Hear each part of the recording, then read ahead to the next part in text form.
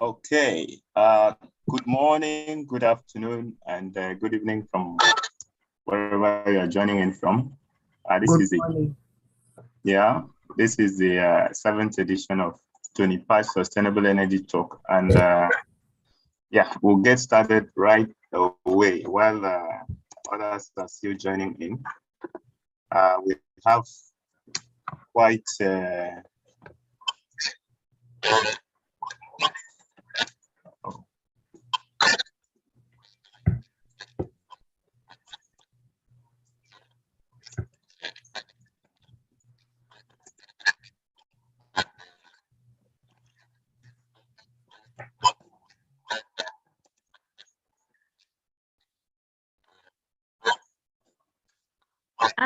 Anthony, we cannot hear you. We don't know if you're saying anything.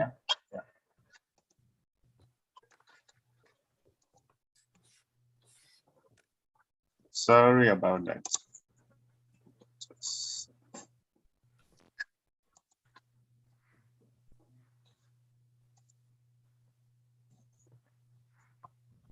So can you hear me now? Yes, we can. Okay. Good afternoon. That's much better. Okay. Good afternoon.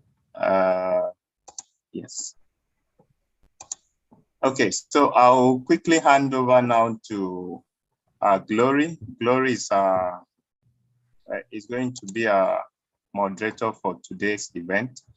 Glory is an award-winning development entrepreneur in the field of renewable energy and climate change for economic growth and development. She is a founder and CEO of a Renewable Energy Technology Training Institute, RETI, which is improving economic development through the provision of access to clean electricity to benefit 93 million Nigerians without access by training and preparing new solar designers and installers. As a matter of fact, they are currently, institution is currently training as we speak now, a new cohort into the solar energy design and installation. She's also the founder of RETI Virtual University, the first African online education platform for easy access and affordable renewable solar energy education. She pioneered the Africa Fellowship for Young Energy Leaders and the Climate Leadership Fellowship to groom and mentor the next generation of African energy leaders who will drive sustainable energy transition and promote Africa's climate resilience. To further drive action for sustainable environment, she created the Global Youth Coalition for Electric Vehicles to galvanize youth to activate and drive action for the deployment of electric vehicles in their countries. Glory has also published 5 books to promote knowledge of climate change and renewable energy, and is a recipient of several awards, which include being named the Nigerian Star by the US Mission in 2019, the Young Energy Professional of the Year Award by Nigeria Energy Awards 2018, the Nigeria Energy Champion Award in 2015 also, and the Global Lights on Women Award for Outstanding Female Energy Leader in 2020 by the Florence School of Regulation of the European University Institute, Italy. So that's quite a huge profile there. So we welcome Glory. She'll be our moderator for today. Glory, you can take over from here. Would you want me to share my screen or will you be sharing from here? Of course, I think I will be able to share mine. All right. I will get to it. I know I have the Word document, so I think I'll be sharing that. Thank you. And if I need your help, I'll let you know. Good afternoon, everyone. Welcome to today's session on hydropower, unlocking Africa's hydropower potential. So I will go ahead to talk, to introduce some of the panelists, and then I'll ask them unique questions Each panelist have 15 minutes to answer their questions, okay? I think this conversation is very timely at this time when Africa is struggling with complete access to electricity, talking about electrification. Meanwhile, having hydropower potentials. So Africa has a 350 gigawatt potential for hydropower, but just about 5%, less than about 1% of that is currently utilized. And about 50% of this is found in the DRC, Democratic Republic of Congo, right? And so why is there so little of those results from such a big potential, right? That is the big question.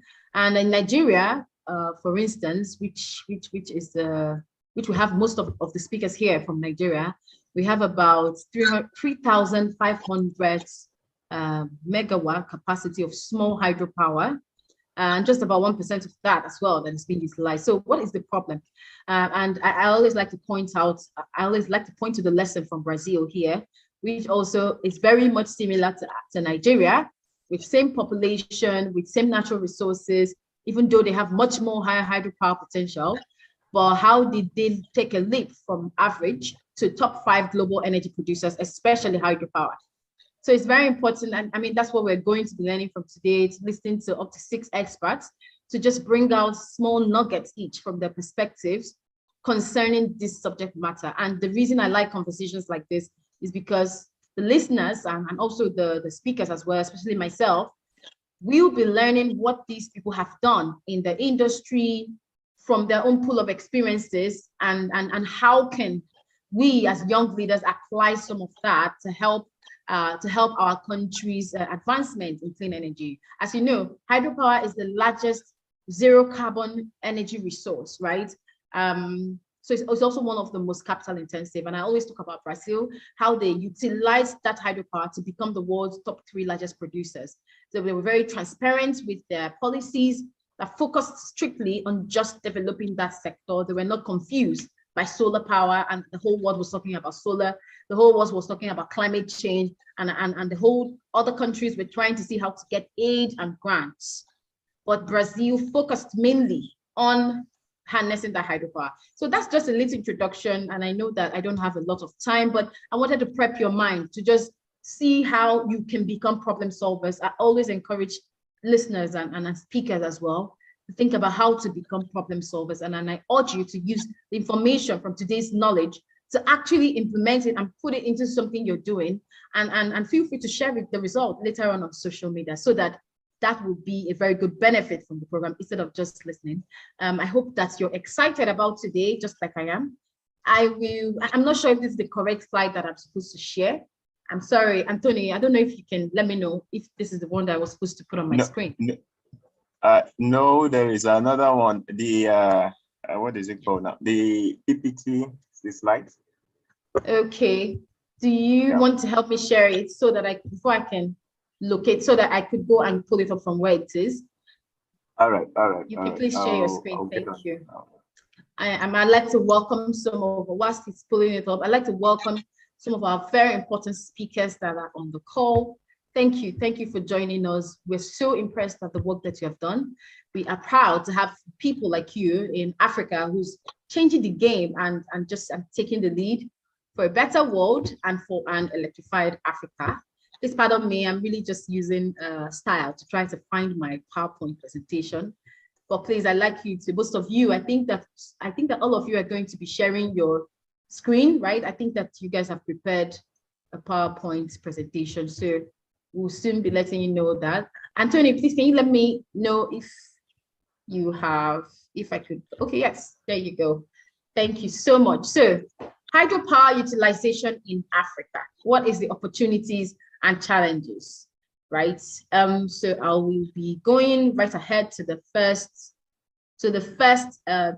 speaker, who is going to be throwing light on the water, energy, and food nexus.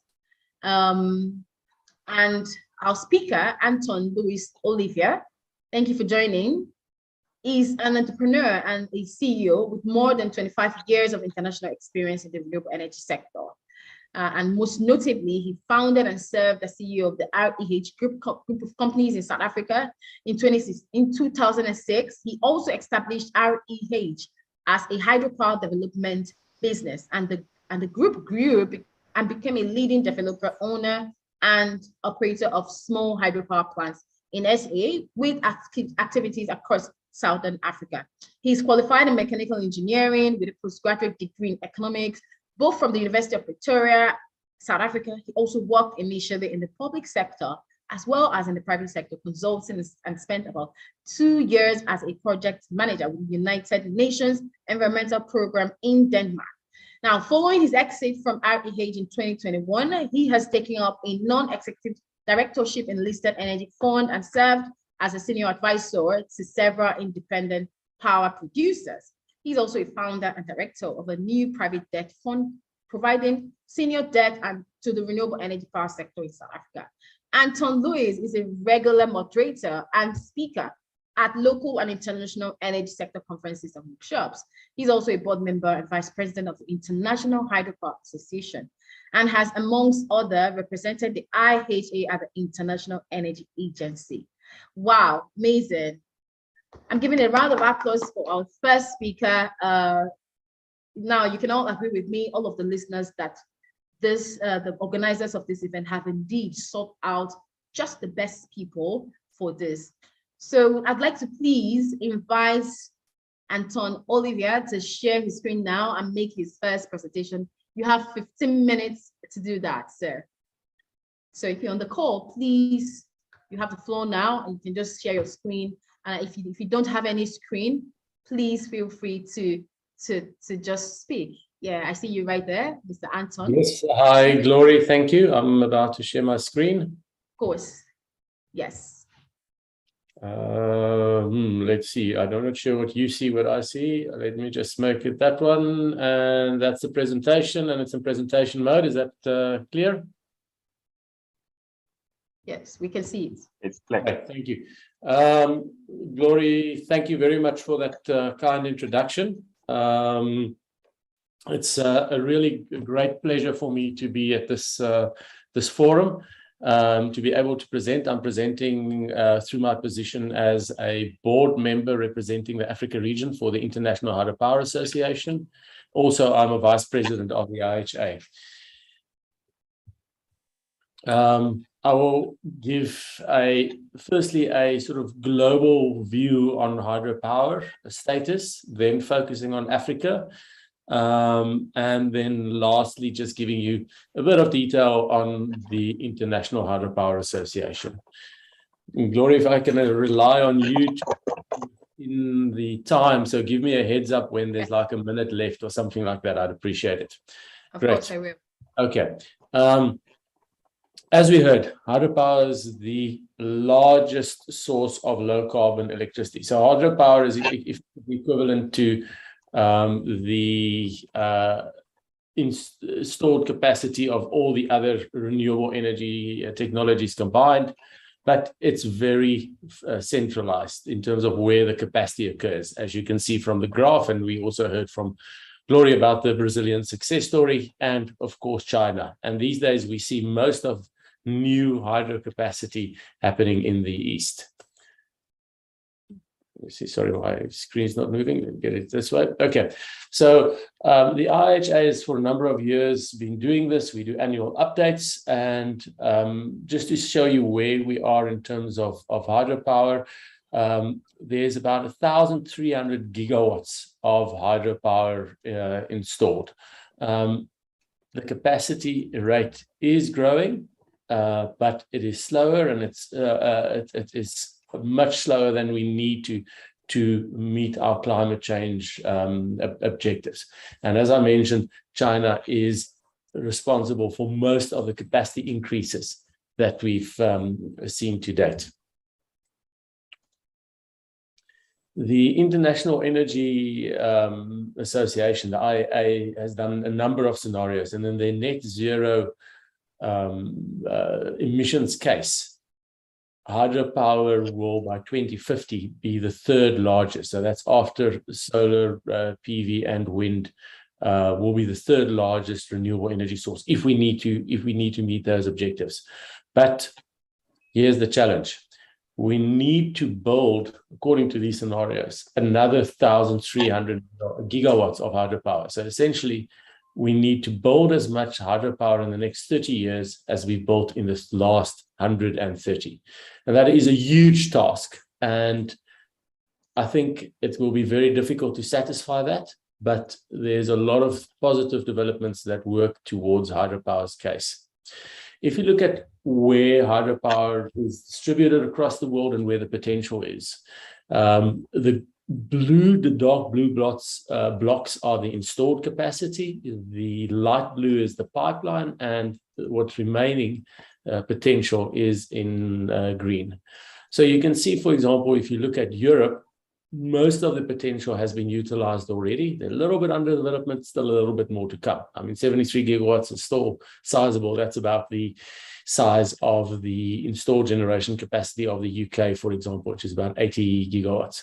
But if you look at Africa, Africa is the one region that has the least of its total potential utilized. The estimations is around 10%, with a lot of untapped hydropower potential still remaining.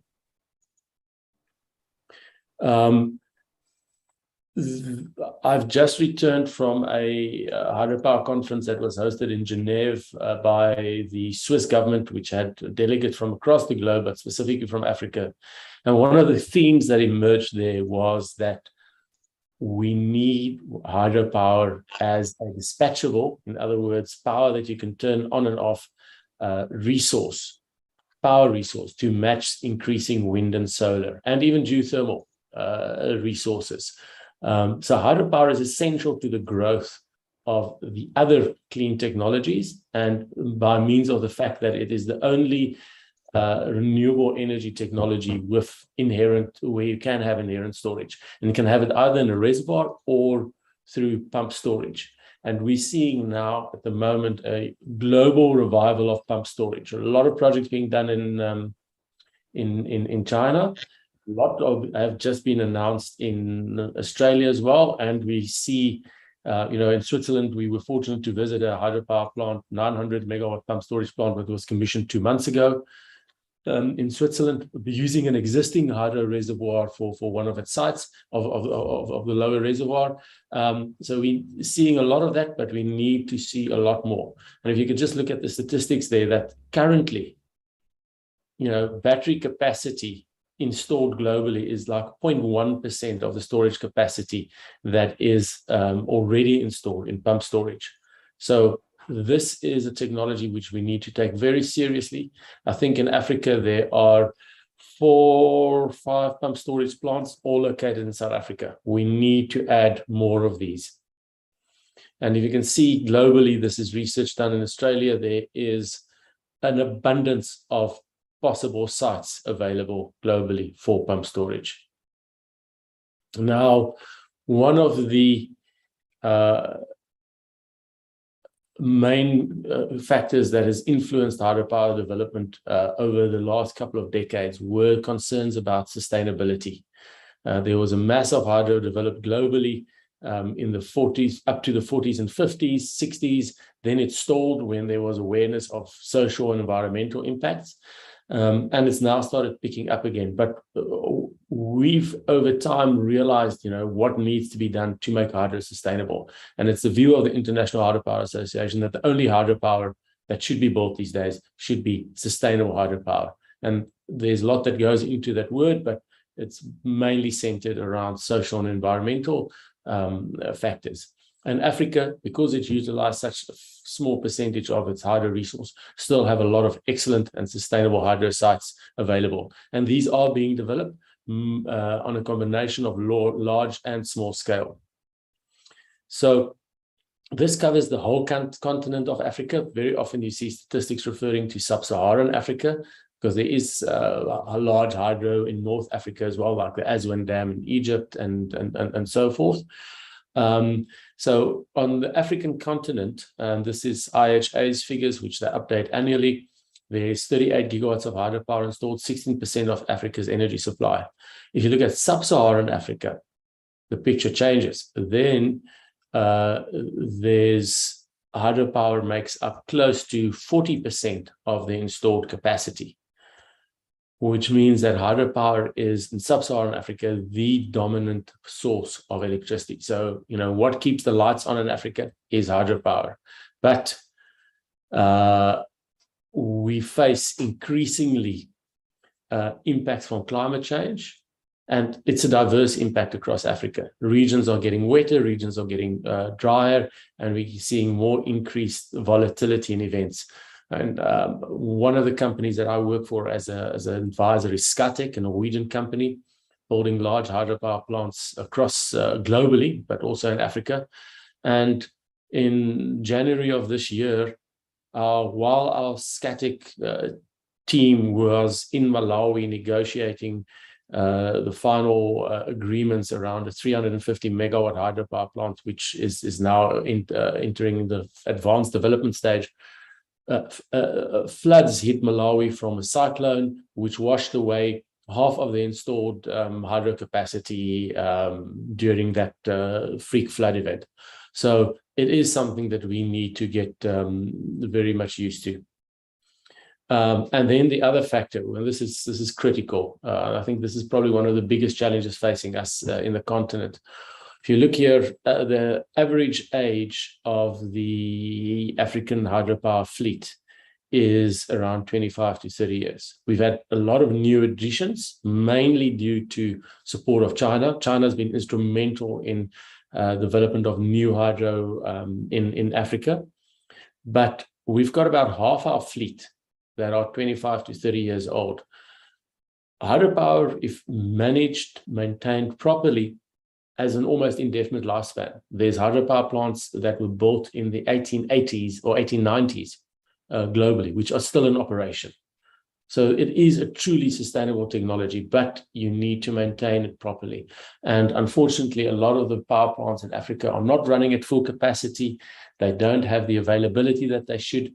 They have antiquated control equipment, which means they don't integrate it well in more modern, flexible power systems with increased penetration of variable and intermittent renewables like wind and solar. So there's a serious call to refurbish the existing African hydropower fleet. We can't afford to lose half of the generation capacity that we've got on the continent. And similar work has been done in Latin America and in Asia as well. And to that extent, the African Development Bank has initiated a study to assess the refurbishment, or as they call it, the modernization needs of hydropower across the continent. You see there the web link where this information is available, and the AFD will start with or they have initiated a study which they're going to continue to look at actually modernizing or implementing pilot projects and to support the owners of these projects across the continent to initiate modernization of their power plant so that we can keep these plants online. Also, for your interest, the IHA has partnered with Adelshell Goddard, which is a law firm based in London, works globally, to give you an idea. It doesn't cover by country, each country in the continent, but 10 country profiles, giving you an idea of sector development, laws, water rights, land rights. In other words, what's necessary and what's needed to develop hydropower projects. It's a very useful resource. The link's there. Please go and download this free report. Then lastly, coming back to the IHA, and with this also I want to extend an invitation to anybody interested in joining the organization to please visit our website, look at what the membership requirements and costs are. We welcome new members. The IHA presently represents about a third of the global installed capacity in hydro. We're truly global with members from Asia, Middle East, Europe, Africa, Latin America, Oceania in there. And we effectively are making sure that hydropower stays on the global agenda, that it is included in all programs around future sustainable power grids. We operate very closely, for example, with the new International Green Hydrogen Association to make sure that hydropower is not forgotten, and that its role in specifically in supporting the transition to a clean power sector is recognized. In China, for example, there's studies as estimated that each megawatt of hydropower can sustain up to 8 megawatts of variable renewables, and that's what we need to do. Solar can be very cheap. Hydropower is not that cheap. It's affordable, but not to the rate that solar power is. But solar is intermittent, and hydropower can support that. So with that, and I believe I'm still just in time, I'd like to close my presentation and thank you for the opportunity, and I'll be available to answer questions during the allotted slot for that. Wow, amazing presentation, It's timekeeping. Yes, it is. You're really good. Exactly 15 minutes. Thank you so much for spending time, and sharing these very enlightening points. Definitely agree with what you said about old infrastructure in Nigeria. We see that playing out with infrastructure collapses. Yes, definitely those areas need investments. I think that Africa governments need a very clear assessment of these issues so that they can leverage, so they'll be able to create policies that can attract the investment needed to solve these problems. But your presentation have just really demonstrated what the opportunities are. I had no idea that there was this much lapses in the African hydropower industry. And it would be great if you can share some of those documents, the reports that you talked about. If you can send some of the links on the chat box, that would really be good. Or you can send to the organizers so that personally, I'd like to read more of it. Yes, thank you so much. My pleasure. Yes. So we'll be going to the next speaker. Mr. Anthony, can you please share the slides again for me? We'll be calling out the next speaker right away. I really hope that you're taking notes. Admin, please, can you mute all? Thank you. I hope that you took notes. He said a lot of things, and so that's why I asked about some of the links he shared, because this is something that you have to read through again. And I'd like to quickly call up our second speaker.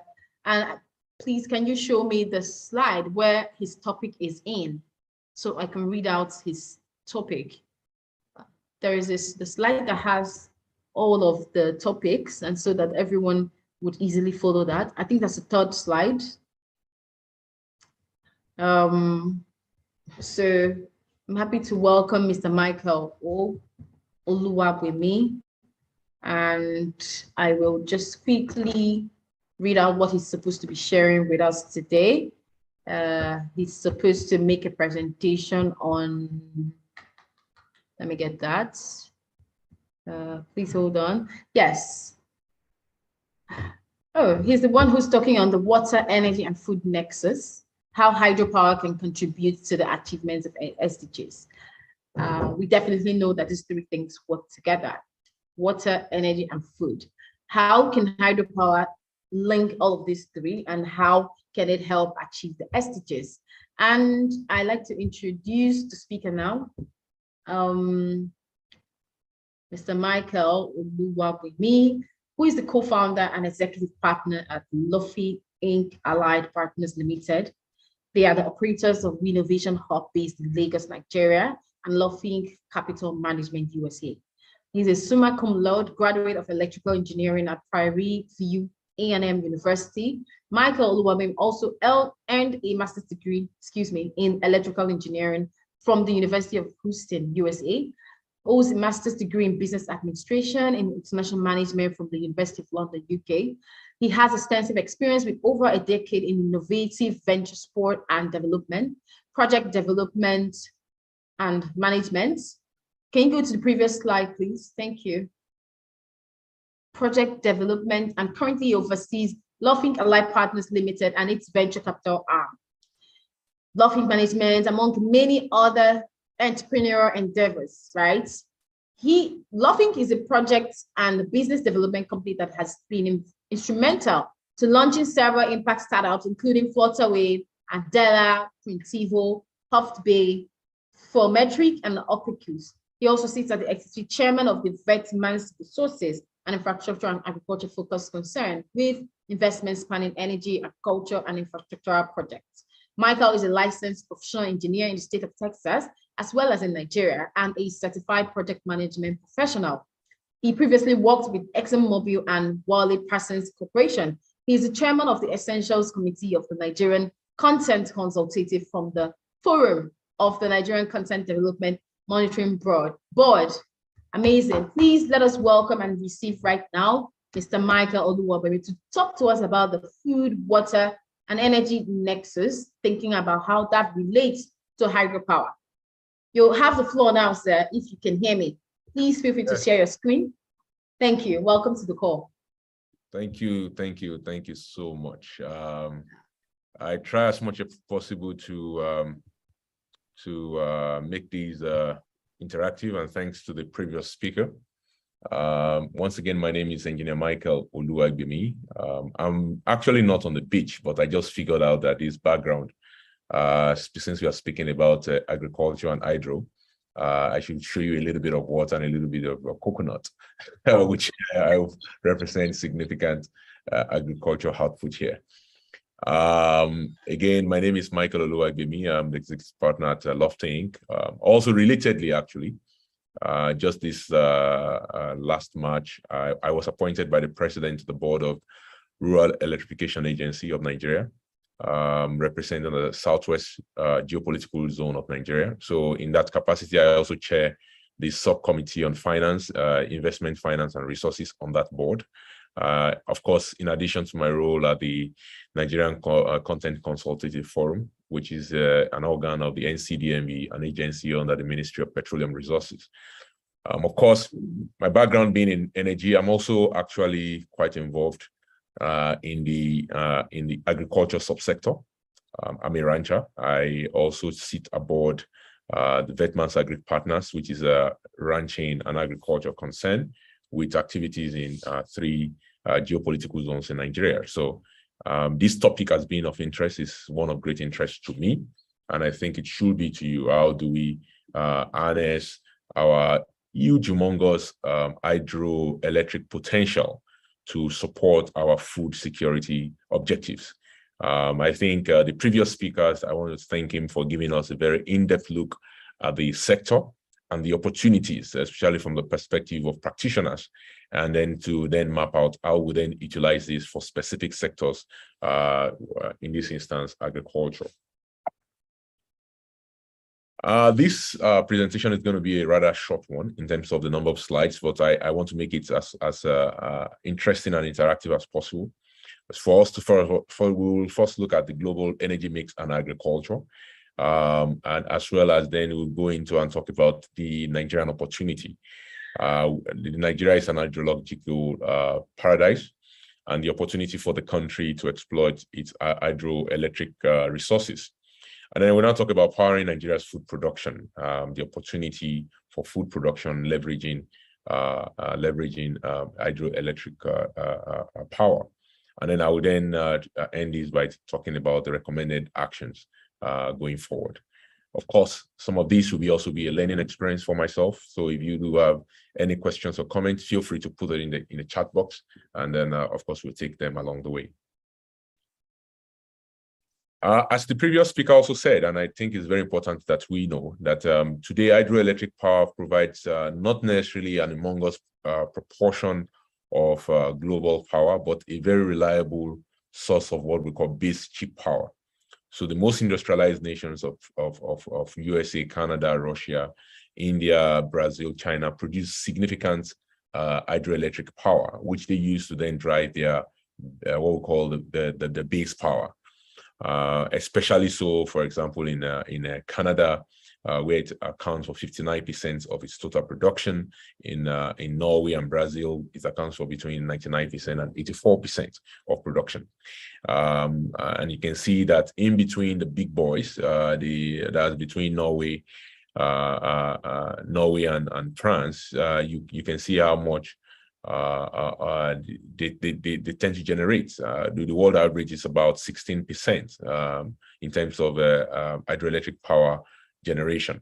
Well, in Nigeria, I think currently we generate close to about 1,500 of what we put on our grid of the about 4,000 or so, which will put us at about a little bit above average at about 33%. And a few hydroelectric power sources are also coming on board, and I'll speak to those down the road. But small hydro component is fastest growing in Southeast Asia, where agri in transition is also a critical component of national development. We think that if we look at East Asia Pacific, where there's about 9,169 megawatts of newly installed capacity in that region, Nigeria can have a lot to learn from that model, given that we are towing a very similar development path. Nigeria, as you know, is a country that is named after a major river, River Niger, and here two major rivers, Benue and Niger confluence, forming a very rich alluvial plain that is very rich for agriculture.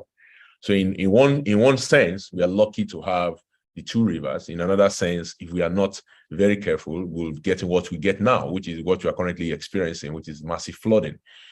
Given that this area is also a natural drainage to the Atlantic Ocean for almost all the great rivers. With that, they bring a lot of wealth when the flood recede, in the sense of they leave rich agriculture soil. But in the same vein, they can cause great flooding and lead to loss of lives if not properly managed. But in managing it, you can also harness quite a bit of wealth, which is what we call the hydroelectric power, as well as irrigation, as well as water supply for the large communities and population that settle around these rivers, given because of their fertility. Of course, the map I have here shows you the different river basins formed as a result of the rich hydrological resources in the country. And the small hydropower sites, both potential and planned and completed, is also shown in the map on the left. The map on the left, also, of course, naturally, the interpretation of this is that we have a lot of potential, but we've hardly tapped into it. The grains there are barely visible, but which is referring to the completed small hydropower sites. But the blues are a whole lot more, and the ones that are under construction, the yellow is also very few. So we continue to talk about potentials in Nigeria without actually harnessing these great resources. We're a country, like I said, named after a river. Over 1/3 of our states are named after a river, from Kwara State to, or some kind of water body, from Kwara State to Niger State to Benue State to River State, Delta State. I mean, you can go on and on, Cross River. All of these are states named after a water body, Kano, Kaduna. And the reality is, water is abounding everywhere in Nigeria, north to south, or from the Lake Chad all the way down to the Niger Delta. And there's a great opportunity for us as a country, if we do look inwards, to see how we can harness these in the form of small to micro hydroelectric power to power our agriculture communities. We're a country where 70% of our population is still likely depending on agriculture for employment. And agriculture produces 25% of our GDP as at the last NBS data released. Oil is doing about 6 to 8%. So agriculture is a much more significant sector to our economy than oil and gas. So we should harness this power or this opportunity, this richness that comes from our unique hydrological situation as a country to power our agriculture communities that is also benefiting from the massive alluvial plains created by this hydrological phenomenon. In Nigeria's installed capacity from 5 dams today is hovering about 2,338 megawatts. 3 hydroelectric plants approximating 150 megawatts in Kano and Gombe are awaiting energization. The current 5 plants on the grid are Kenji, Jeva, Shiroro, Gurara, and Kashimbila, which is newly completed. Both Gurara and Kashimbila newly completed.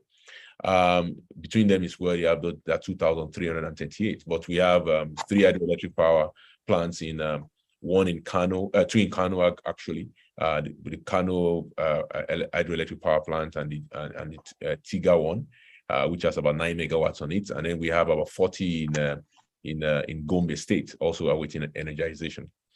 However, we have about 734.2 hydroelectric power potential on some of our major rivers. I've listed that in the in the table below. But even more bigger opportunities when we look into smaller industrial farms that can generate more with a modular farm approach to hydroelectric generation. Again, the contiguousness of our power, hydroelectric power potential with the alluvial plain, which is rich soil that support agriculture, is what should drive the overall philosophy of situating SHAP plants in and close to major farms and industrial farms and clusters. And this is what should drive the opportunity for Nigeria to be able to achieve the 12,000 plus megawatt potential that the previous speaker spoke about. In terms of the modular small farm hydroelectric power, the reality is that between 100 kilowatts to 15 megawatts, which is what would constitute mini to small hydro, would probably work best for Nigeria's opportunity, because there's also often the need to be able to share water in these communities. So one farm being captive of the entire running water in order to be able to produce hydroelectricity for itself might not be practical in terms of a micro hydro situation. But the mini hydro, where it can actually have enough, can be harnessed within a community and shared within farms or within clusters to power both farm activities as well as processing activities and some kind of agro-allied industrial clusters within farms, can provide great opportunities for agriculture in Nigeria. SHEP, which is the small micro hydroelectric power hybridized with solar and wind, holds great promise also for these communities. Using latest power stabilization technologies, solar and wind can be provided to provide some kind of backup for rural agro-industrial hubs that can grow the country's food production base and develop new export markets. We've seen these in countries like Cambodia, Vietnam, South Korea, and Thailand, and these countries have been able to build what they call agro-industrial parks. In fact, 4 weeks ago, about this time last month, when as part of the Rural Electrification Agency's board, I visited Seoul and other cities in South Korea to take a tour of some of those agro-industrial parks that have been developed by South Korea that have made it a self-sufficient country when it comes to food production.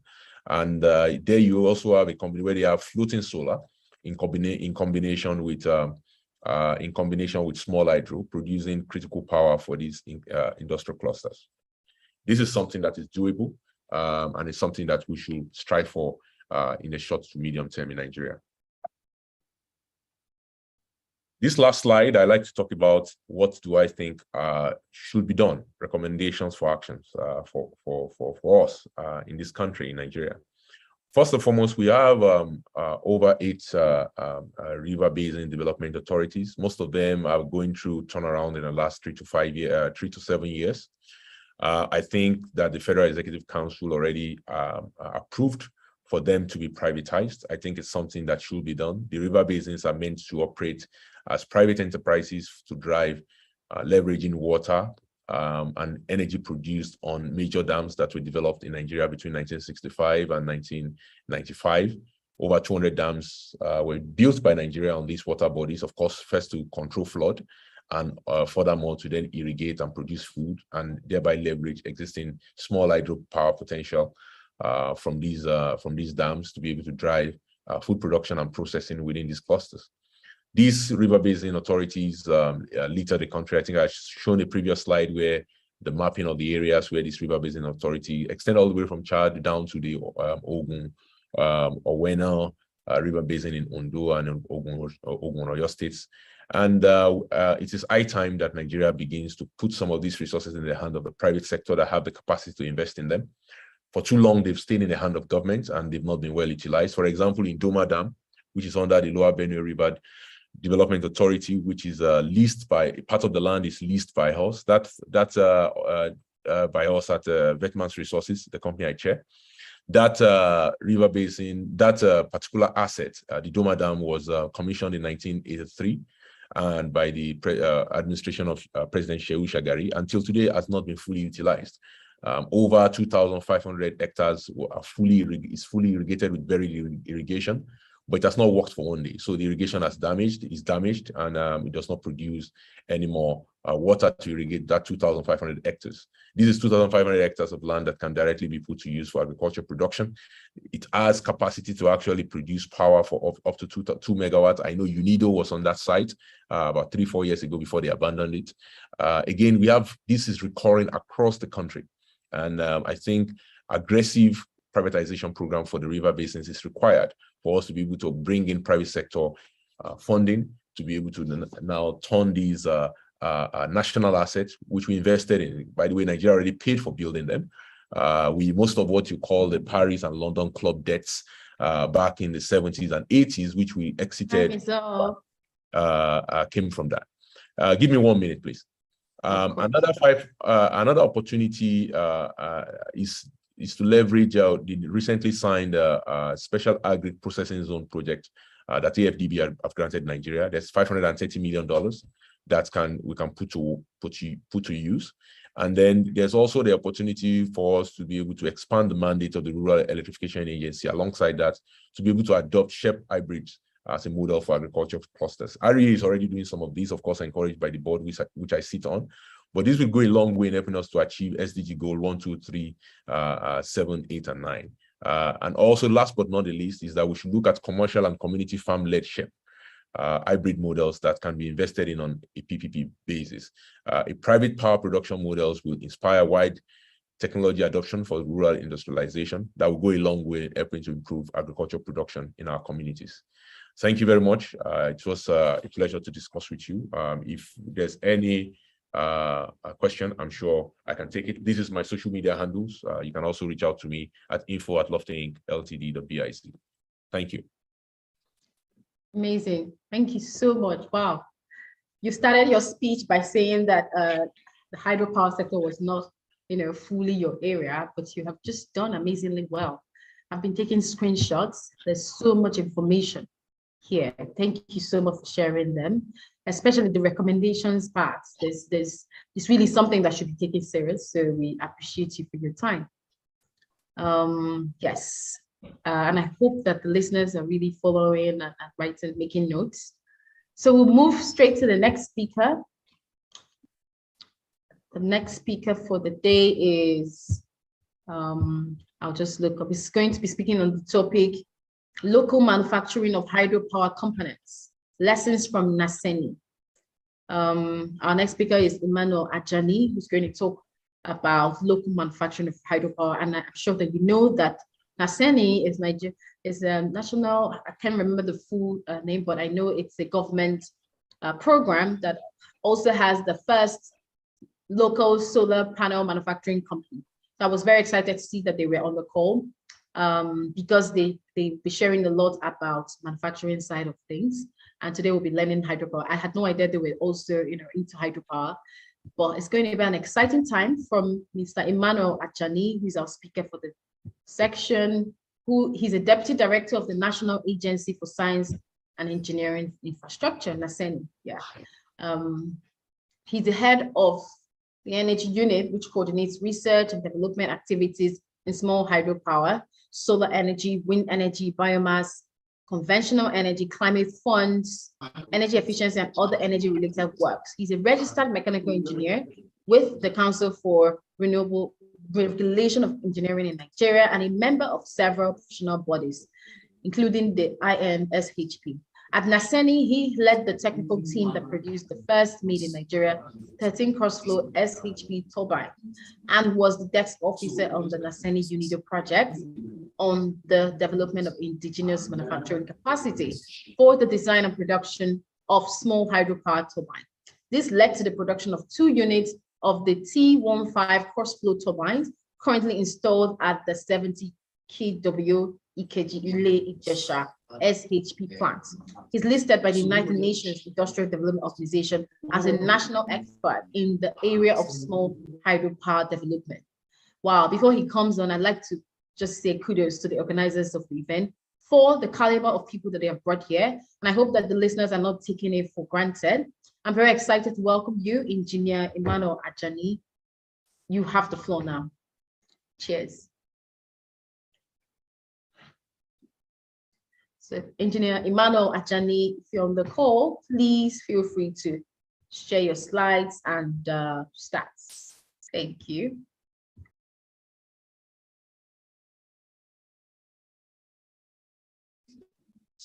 Hello. Hello. We can hear you. Hi. Can hear you. Sorry, before Engineer Emmanuel starts, please, if you are not presenting, if you are not part of the panelists, could you please just switch off your video so that it could reduce the bandwidth for others, because others may be having challenges, connection challenges. Thank you very much. Engineer Emmanuel, over to you.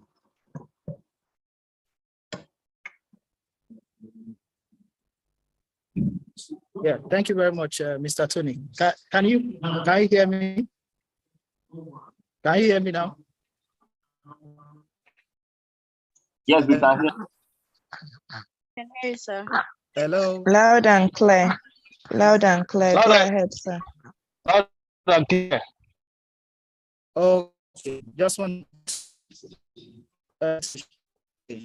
Thank you very much. Okay, my name is Emmanuel Ajani. I work with the National Agency for Science and Engineering Infrastructure. They are presenters for taking some of the heavy talk from presentation. So I said it's on the local manufacturing of SHP turbines. So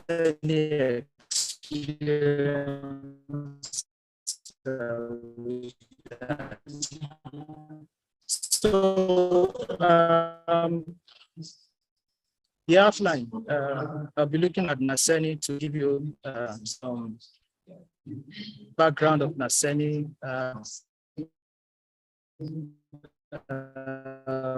our interventions in the energy sector, our hydropower program, manufacturing collaboration. So Naseni was established in 1992. We do not do only hydropower. We're into power, into agriculture. So that's why the latter was the topic was something very dear to my heart, because it's something costing. Because if agriculture is Engineer Ajani, can you hear me? Your slide is not moving from my end. I don't know if it's just me.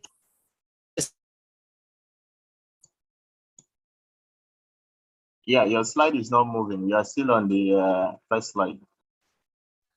Yeah, the same for me. And it's not on presentation mode. Yes, I can hear you. Yes, I said your slides are not moving. It's still on the first slide. Oh, I don't. It's some changes. But can you see? Yes, we can see the slide. Yeah. And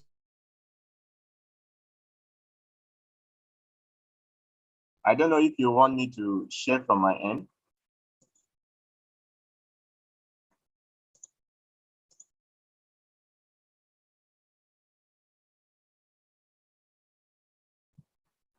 Can you see my slide or the slide? Yes, we can. Engineer Emmanuel?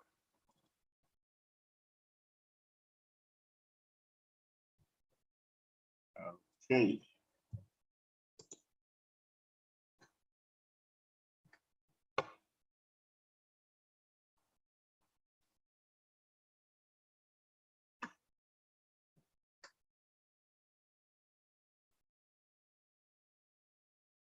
Engineer Emmanuel, are you there? Okay, we seem to be having connection challenges. Yes. Okay. Do you have his slides? Maybe you can't actually share that without him being here. Why don't we move to the next speaker so that he can take the next slot, since time is contingent here? Yeah, that's true. Maybe, yeah, I think we can just take the polls now, then come back to Engineer Johnny when it's ready. Glory, is that okay? Yes, please. Going to the next speaker, right? No, let's take the polls now, then we come back to Engineer Johnny. Okay. Yes, you could. You could go ahead until I don't understand what why it's not moving. It's moving from my end. That's okay. It seems your network is a bit bad. This way. Yeah. Okay, so everyone, please, you can see the poll on the screen. Please feel free to answer the poll right away. And then just click the answer and send. Okay.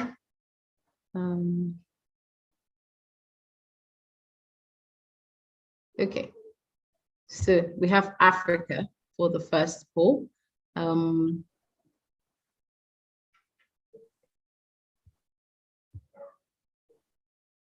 So there you go. So we have people from Africa on this poll, and we have, wow, 50-50, male and female. Interesting. Very, very equally represented, isn't it? And that builds up right into the gender equality discussion. So kudos to us all for making it. And then, have you attended any edition of TSET before? Wow, okay. Interesting, 50-50 as well. Well, just only, I'm not sure if everyone participated in this poll. Okay. Admin, do you think we should do it again? Because it's just a few 3%. If to participate in the poll, if you look at your screen, just down there you see polls. If you click on that poll, it will pop up the polls for you to participate in. Yes. Do you think we can do it again? Because just out of 51 people, out of 59 people, just about 4 or 5 people answered the poll. So let's take the poll again. Okay. Okay, so everyone, please participate on the polls. There you go. The poll is up now.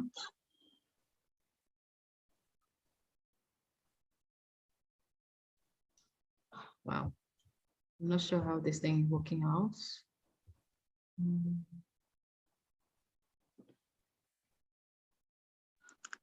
The result of the poll was up, not the poll itself. Yes. Can you put up the poll again? I'm not able to do that on my end. Yeah, I'm working on it now.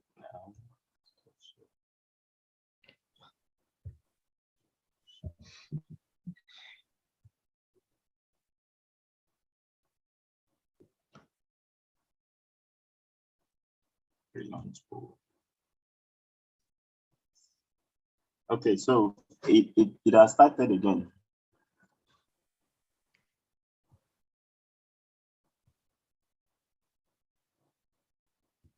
Please confirm you can see the poll. You can see it. I'm not sure if there's a way to vote here. I don't know. Can anybody else confirm? For the panelists, you cannot since you are co-host, you can only see the results. Yes. Okay, the people are voting. I can see that. Yeah. Please keep voting. We have 15 people who have voted out of 61. Please, everyone, I'd like you to participate. Just click away, click an answer.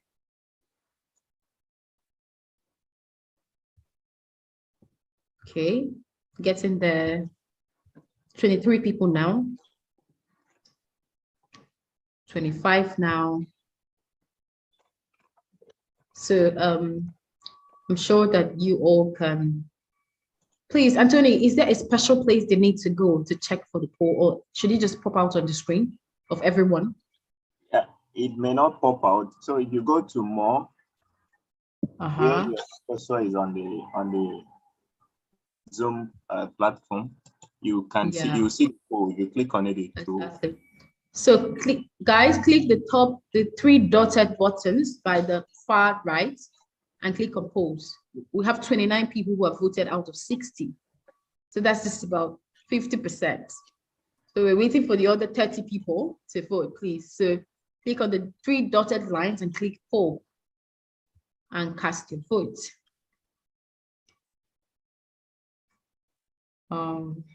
Okay, getting there slowly.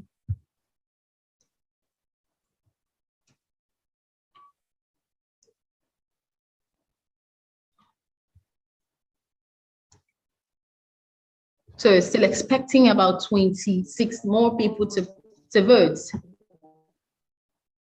Let's get at least 65% compliance, and then we can move on. There's 35 now. That's about 53%. Okay, how long is the poll supposed to last for, please? We can end it whenever you feel comfortable. We can exactly. So let's get 4 more. It's 36 now. To get 4 more, that would really be cool to just take the measurement of what we're looking for. So 4 more people, just press there, click the poll, and just take a vote. Okay, that's just 36. Thank you for voting. I'll end the poll now.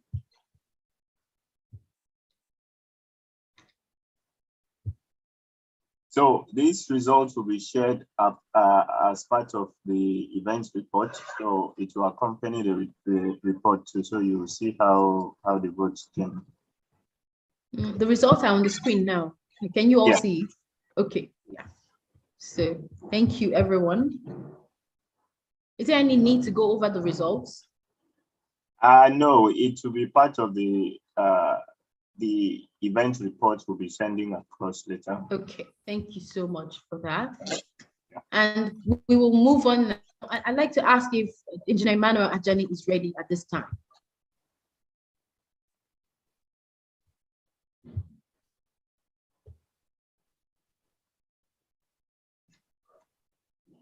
Engineer Ajani, if you can unmute.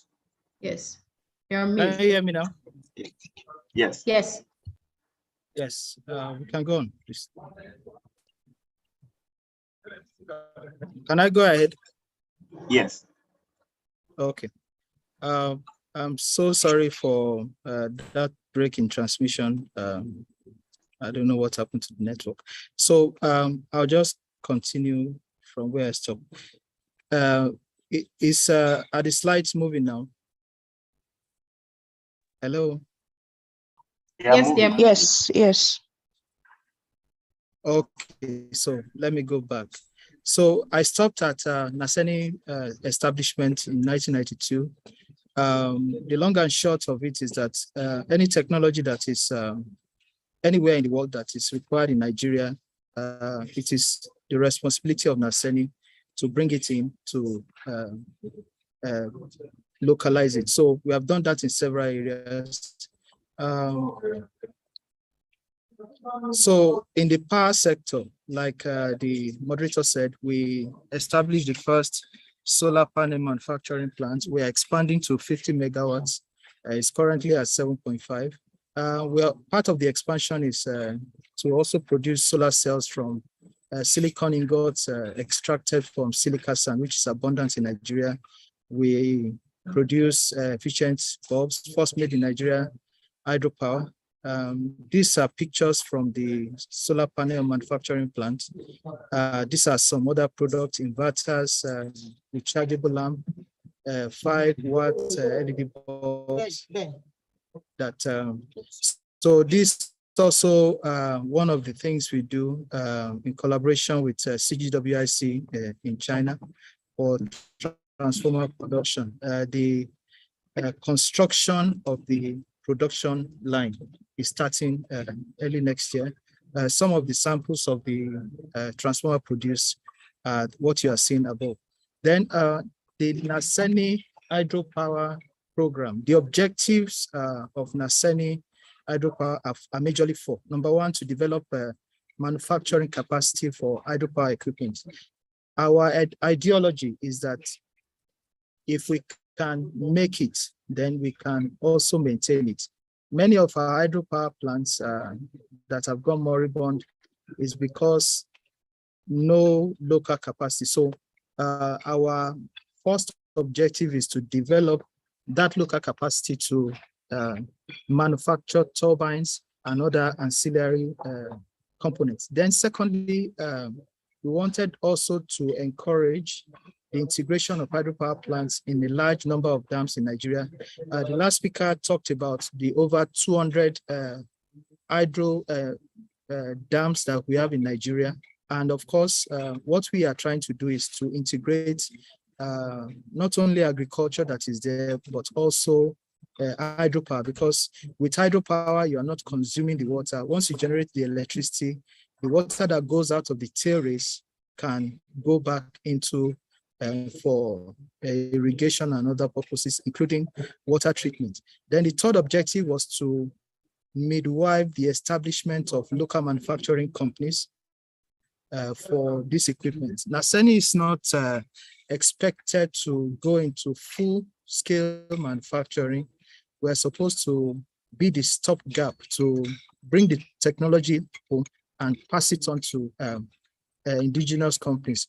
But in that area, we have not done very well because it's difficult getting investment into such things, especially in Nigeria. When they don't understand the business, it's very difficult. So that's why we really appreciate what TONIPASH is doing with this kind of awareness.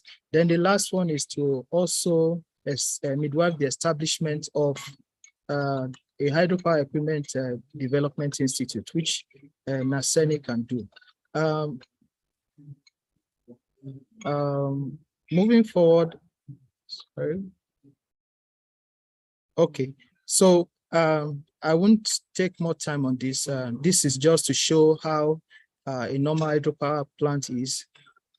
This is called the run of the river scheme, and this one is the dam too. So it's not all hydropower that has to do with a dam. You can take water from a river and put it in your turbine tons and then generate electricity. But inside the powerhouse, we have the turbine. The turbine is the very heart of the hydropower system, and that's why we actually focused on that. The major types of turbines are Francis, Kaplan, propeller, Pelton, Togo, cross-flow, Obanki, tubular, Archimedes screw, and then the most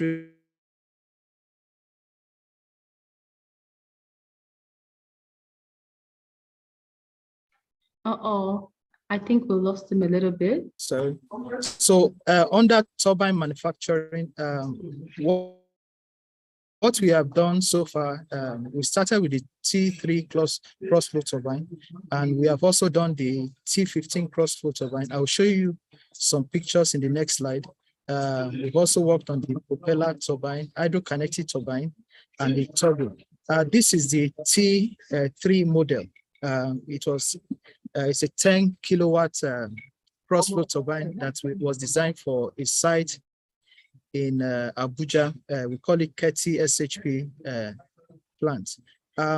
You can see on the top left the design, the drawings of the different component parts.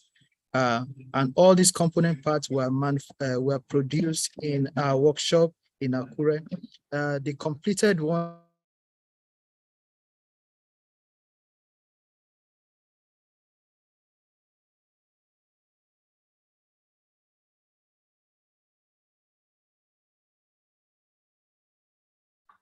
Okay, I think the one you are seeing in blue. This is the manufacturing version of the T3. Between the T3 and T15, there are several T5, T7, T12, and then we have the T15. The T15 is still the current in the line of cross-flow turbines. In addition to the mechanical parts, there's also something called the electronic load controller, which is the electrical side, which controls power to stabilize frequency and ensure that the output power is clean enough for our appliances. This is the propeller turbine, which was also produced in our center in Akure. This is the during the manufacturing process for the turbine. The other one, which is the kinetic turbine. The other name for kinetic turbine is floating turbine. Unlike the other types of turbine, which require very, very huge civil works, the floating turbine does not require so much of that. You can see the turbine in the picture on the top right. You can see it during the installation that you just have to put it in a canal, in a river, and then use steel ropes to anchor it properly. In a place where the river flow is turbulent, you might have to do a small canal to protect your turbine, or else maybe heavy flood can break even the steel ropes. The lower corner on the right, you can see in the community where this 5 kilowatts, during the time when we're installing this, somebody will say 5 kilowatts is so small, but this is what a whole community in Gudi, in Nasarawa State, depended on. And for the first time, this family was able to actually buy a TV and enjoy. So on other collaborations that we are having, in the first case, for the T15, we work with UNIDO, and now there's a current project which is funded by GIZ on upscaling turbine manufacturing. The capacity of the T15 that we worked on was 135. We are looking at pushing the capacity up to 300, so that maybe if you want 1.2 megawatts, you only need maybe 4 turbines side by side. We're also working with Hydro Empowerment Network, HPNet, on Kaplan and turbo turbine manufacturing. We had a training sometimes about 2 months ago, and then we are already putting up a proposal for a site that will use a turbo turbine. I believe I still have some more time. This is about my last slide, so that we can take questions if there are. On the challenges, I try to, there are so many challenges, but I try to minimize it to the 4 areas.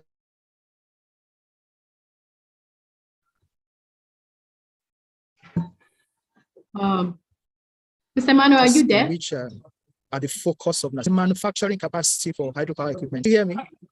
Can you hear me? Hello? Yes, we can hear you now. Continue, please. Okay. Okay. So on the challenges concerning the manufacturing capacity, but a lot more still is needed, because many people on this platform may not even know what we have done. It means that we still need to do awareness. Apart from awareness, we still need to train more private technicians who can run it privately, because NASEN is not expected to keep producing MMAs. We want to hand over these technologies to business people who can make money with it. You heard the last speaker saying that government has no business in business. That's what it meant. So we are looking for individual private people to come in to work with us to take this technology up. On the integration of hydropower with dams, that is to use the same water dam that is designed for flood control and irrigation for hydropower. A lot still needs to be done. We have done quite a few in our collaboration with UNIDO. Wire dam was designed for irrigation in Bauchi State. Now we are generating 150 kilowatts and it's serving 3 villages. You can imagine 3 villages who have not had access to electricity just because of a dam which was meant for irrigation for their farms. now they have electricity. So we can do that in over 200 dams all over. Apart from the dams, we can also, there are rivers in almost every community, because communities are usually established close to water bodies. So it means that all the communities that do not have access to electricity and there's a water body close to them, we can use small hydropower to generate electricity and give them access. On the third one, on the establishment of this, once we can get a private investment, we are willing to support them, train them, and nurture them until their businesses start. Yeah, thank you very much. Amazing. Thank you so much, Engineer Emmanuel, for that enlightening presentation. Personally, I had no idea that so much was going on at Naseni. Wow. Wow, well done, and especially well done on the 5 kilowatt installation that powered the small community. I really think that these small steps are very important. I think that more people need to know what Naseni is doing. I have known about Naseni for a while, but I had no idea that this was happening. So I'd like to say well done. I actually took screenshots of some of the things you said, and I'll be sharing it, and of course, giving you the credits. But I'd like to say thank you for your leadership. And if you have some reports that you would like to share, or anything that we can read up about Naseni's work and maybe last year's report or something that can shed more light, please feel free to share that on the chat box or to the organizers. Thank you so much for your time. Yeah. Thank you. I'll do that. You're welcome. I'll send them to the organizers. Yep. Yes, sir. So we're going straight up to the next speaker. Our next speaker is going to talk on the subject of sustainability of hydropower projects in Africa. Amazing. Like, I really like how the titles and the topics are organized in such a, like a hierarchy, and you can just follow your learning processes in that way. So our speaker is Priscilla Obot, who is a sustainability professional with several experiences in the construction, environmental, consulting, waste management, and power industry. She presently works with the South Power Company, the operator of the Shiroro Hydropower Station, Nigeria, as an environmental and sustainability manager and the chairperson of CSR Sustainable Development Committee. She's a certified user of the IHA, International Hydropower Association, Sustainability Standard and 2, and the GRES tool used for assessing emissions from dams and reservoirs. A certified ISO 14001 auditor and a proficient user of ELSE life cycle assessment toolkits. She holds the first degree in environmental engineering from the University of Port Harcourt, presently studying an advanced degree in sustainability and environmental management from the University of Derby. She's a member of the Institute of Environmental Management and Assessment, and is passionate about sustainability and has made it a goal to enlighten people on how their roles and the job they do influence sustainability. Wow. I'd like to ask you all to join me to welcome Priscilla Obot. You have the floor now, ma'am. Thank you for being here. Oh, Laurie, thank you very much. Good afternoon, everybody. I don't know if it is afternoon over there because I'm seeing a couple of persons from India and the rest of the world. Laurie, sure have a way of talking. I'm so happy to have you here. Thank you. Welcome. Thank you so much. I also want to say a few things about Naseni. Naseni is really doing a great job. I remember during the COVID era, our company even contracted them to provide some development in COVID removal for our plants, our equipment, and even persons. So, Engineer Jani, well done. Thank you very much. Also, very briefly, I'll be talking about, I know Mr. Anthony actually gave me a talk about on sustainability of hydropower projects in Africa, but I discovered a gap and I want to talk about that gap. So very briefly, I'll be saying, yes, sustainability is a revolving subject. Oh, and also, I'm so sorry, I don't have my slide ready. I've been so disorganized lately, but I'm really going to explain, and if you have questions. That's okay. Yeah, please move on. We understand.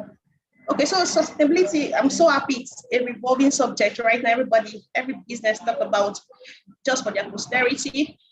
And with the current climate change issues around the world, so sustainability has really come to stay. It is very imperative for us to subscribe to strategies that can guarantee business sustainability. Else, we could just end up facing out in business operation. Like some person said, 10 years ago, there were businesses, but the same businesses are no longer there because they never put in place sustainability approaches. Their strategy was not there. So I also want to thank the first speaker who did a lot of job in talking about what IHA directly is doing for Africa. I saw his analysis and it was quite comprehensive. Yes, hydropower businesses are capital intensive, they are complex, and the most important part here is the ecological study. So complex. So even though we have EIA in Nigeria covering them, sometimes I feel it is not bulky enough, because how would you determine if we have 500 to 1,000 species and yet they are not even captured? Maybe 20, 50 are captured. You see, a lot of species, a lot of ecological features suffers. But notwithstanding, hydropower system provides a lot of other advantages that we can't even overemphasize on. We need energy, we need power to keep going. So today I'll be going straight to the point. So I'll be saying, I want to talk about the hydropower, the International Hydropower Association sustainability framework. I noticed a lot of hydropower stations, the operators, they don't even understand this. They don't even know what this framework is about. I didn't even know until very lately when our organization got subscribed with IHA and they gave us a framework. So in the process, we discovered a couple of gaps I'll be sharing with you today, because I don't know, among our participants, we could just have those operating the hydropower station. I know somebody in mainstream I was talking to about the same framework, and he was like, wow, I didn't even know I need to be subscribed. But guess what? He's also an operator of an hydropower system. So all this also have a way of affecting sustainability, because the plant have to keep going so people can get paid at the end of the month. So we could generate power, you know, so we could contribute to our quota in development. Our economy can move forward. So for a start, I'll talk about the 12 criteria for the IHA framework. Remember, IHA has 3 critical frameworks. They are called the Hydropower Assessment Protocol, the Hydropower Environmental and Social Governance, the Hydropower Good International Industrial Practice. So what does this mean? The Hydropower Assessment Protocols talk about what are the procedures you have to put in place for you to be able to assess your station could be sustainable. So yes, we have a lot of stations they run, but they don't even assess themselves. They only talk about the technical parts. Like a typical African person just look at the profit at the main time, but they don't look at the sustainable aspect of it. So from time to time, the IHA has given us this framework that we need to assess our power station using their protocol to ascertain that our businesses are sustainable, are run in a sustainable manner. Then the other framework is about environmental, social, and governance. Yes, we put up power stations, but most times we don't even consider the social part. I think I will share a cover of the IHA. So I'll just pick up one of the points and we'll talk about it in your 15 minutes. I'm sure I've spent like 5 minutes already. So then the good practice, some plants just have 7 more minutes. Sorry, please. Thank you. So the plants, some plants, they have their station operating, but they don't even know they are supposed to benchmark this operation against the IHA practice. It's called the Good International Industrial Practice. So let me quickly share my screen. I think that's the only part I'll show you.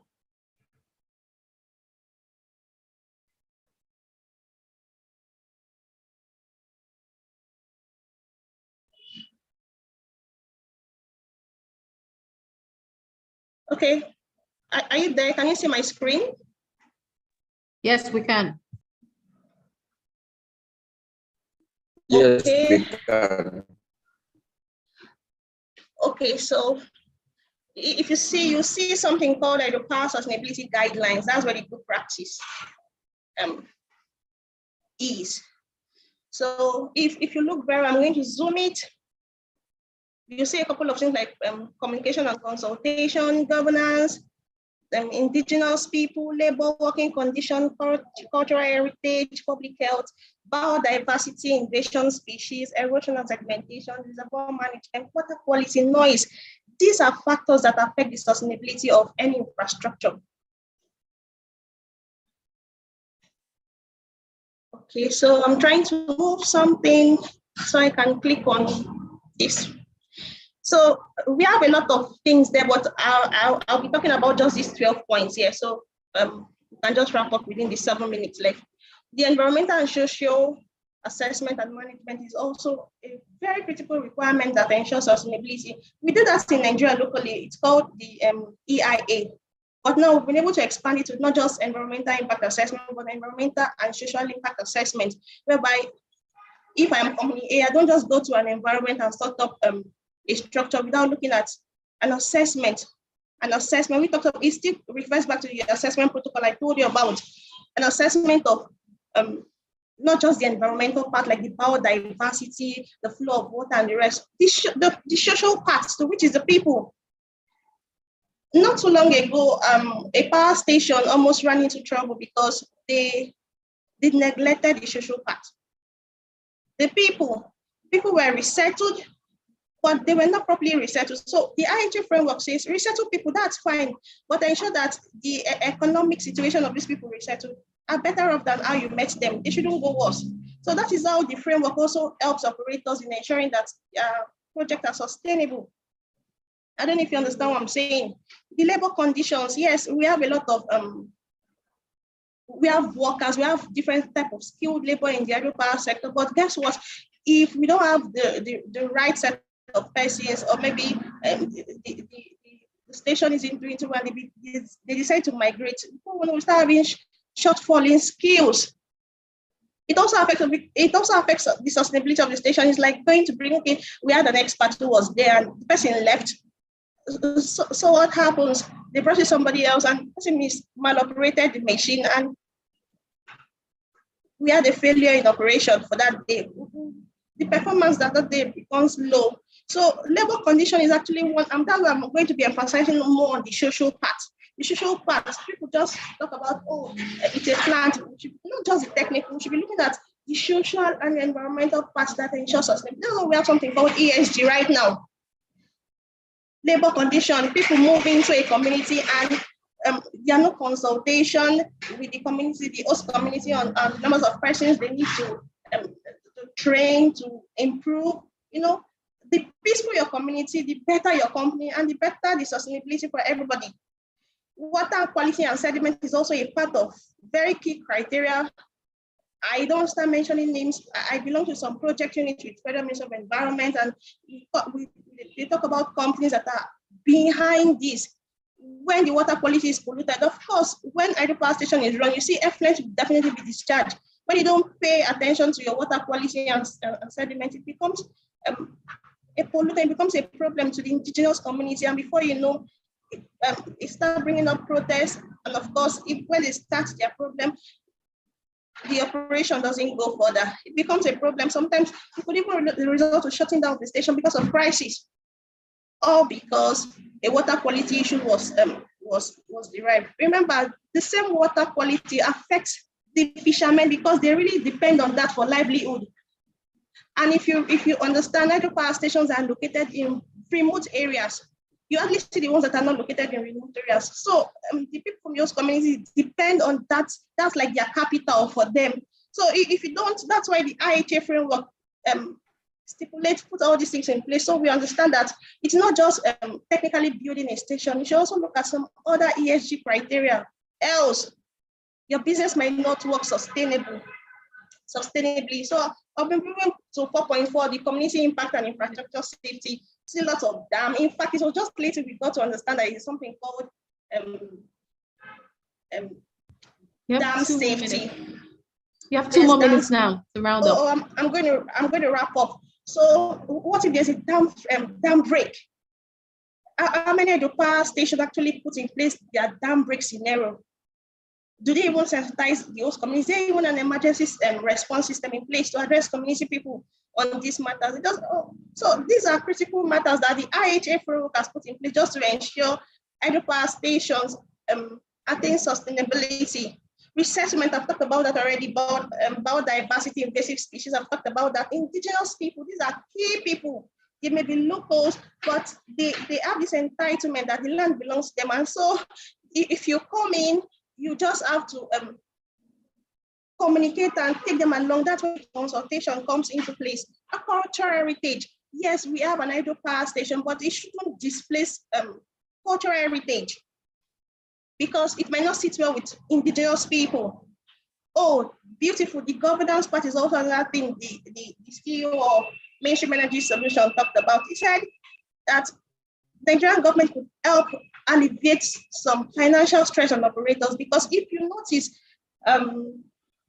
operators of power stations now have been they've been concessioned out to private bodies like me and you. So the cost of royalty, the cost of these regulators, tax and tariff becomes so high that they have little or nothing left to operate the station. And in the process, they might likely not do what they are supposed to do. So governance is also very, very key. Your time is up now. So have you been able to I wish I could talk more about this, but thank you very much. And I'm here for questions if you have any. Thank you. Yes. Thank you so much for that. Apologies, but the admins want to really keep this down to 15 minutes because we have a long time to go. Please drop in your questions on the chat box if you have questions for any of the speakers. We'll go right ahead to take the second poll right now. So we're ready for the second poll. Fine, sir. Mr. Anthony.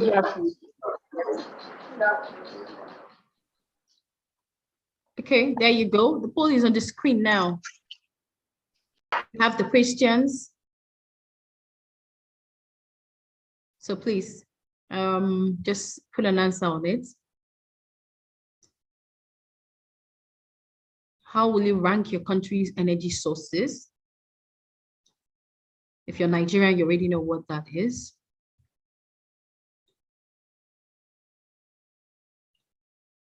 Okay. Please, if you cannot find the poll on your screen, kindly go to the three dots by the top left, by the down right, excuse me, of your screen, and click on poll. Then you will see the poll. Okay, so please keep voting. We have 59 people on the poll. We have only 7 people that have voted, so let's bring it on.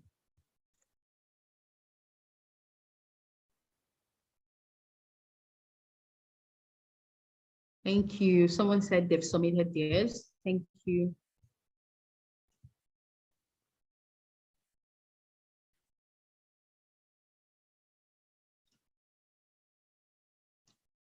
Okay, we'll take 1 more minute to complete the poll.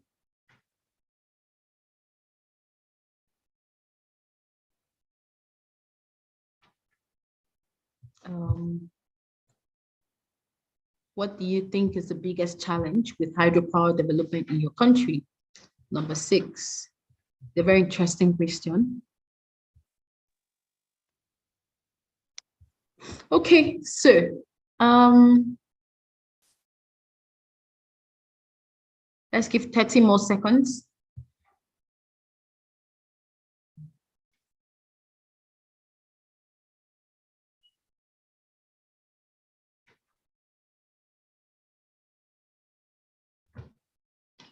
Okay, thank you everyone for answering the poll. 29 people, 30 persons. I can see that more responses are coming in.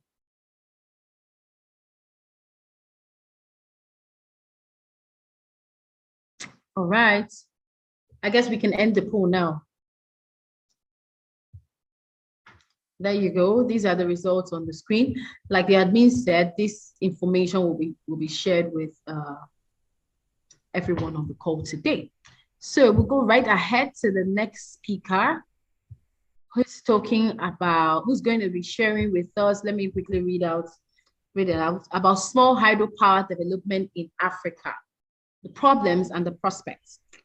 We have Mr. Alok Kumar Sinha to handle this presentation.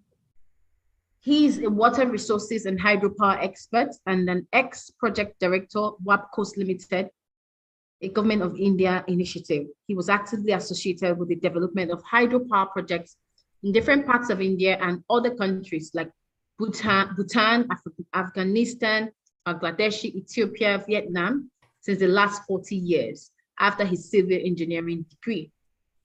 He has served in many government organizations like the Brahmaputra Board, Narmada Control Authority, National Water Development Agency, Tala Project Authority in Bhutan, and the Chukha Haidel Project in Bhutan. Okay, I'm still trying to read his bio. Please, can you bring that up? Okay, so during his working career, he had the opportunity to work in almost all major rivers basins of India. He has been associated with many important hydropower and water projects, activities like preparation of master plans, DPR for projects like the Chukha Haidel project, Sardar Sarovar project, Meswar Haidel project, Salma Haidel project, Yewanta Sagar Tala Haidel project in Bhutan, and the Punata Sanchu hydroelectric project, Bhutan, and development of Vidarbha region of Maharashtra. He has also added to his qualification by acquiring a master's degree in disaster mitigation and an MBA in human resources. Presently, he's associated with projects as a freelance consultant in New Jersey, USA. During his service period, he received much appreciation from national and international bodies for his contribution. There's also been awarded the National Gaurav Award 2018 for lifetime achievement as an engineer. He is associated with many social activities in India and the USA for the development of the community and helping disabled persons. Wow, amazing. I'm putting my hands up for that. Thank you for 40 years of service, Engineer Alok. That's incredible. All these many works that you've done. I cannot imagine how many people, how much people, millions of lives that have been affected by your engineering services. Well done on your works of humanity. So right now you do have the floor. Let us all bring out our pens and, and learn from someone who have spent this much time in the subject matter. Thank you. Thank you, Glory. I have shared my screen. Can you see everyone? Yes, we can. Oh, thank you. That's my basic small hydropower development in Africa. That's I have prepared a lot of slides and time is limit, but anyway, I will try to cover main item, and later on, if anyone interested, I can reply personally to him. So my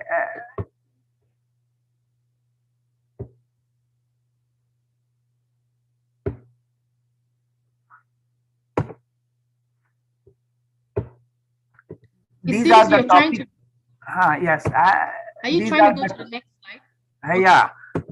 And important of energy that establishment, particularly that increasing population, quality of life required energy.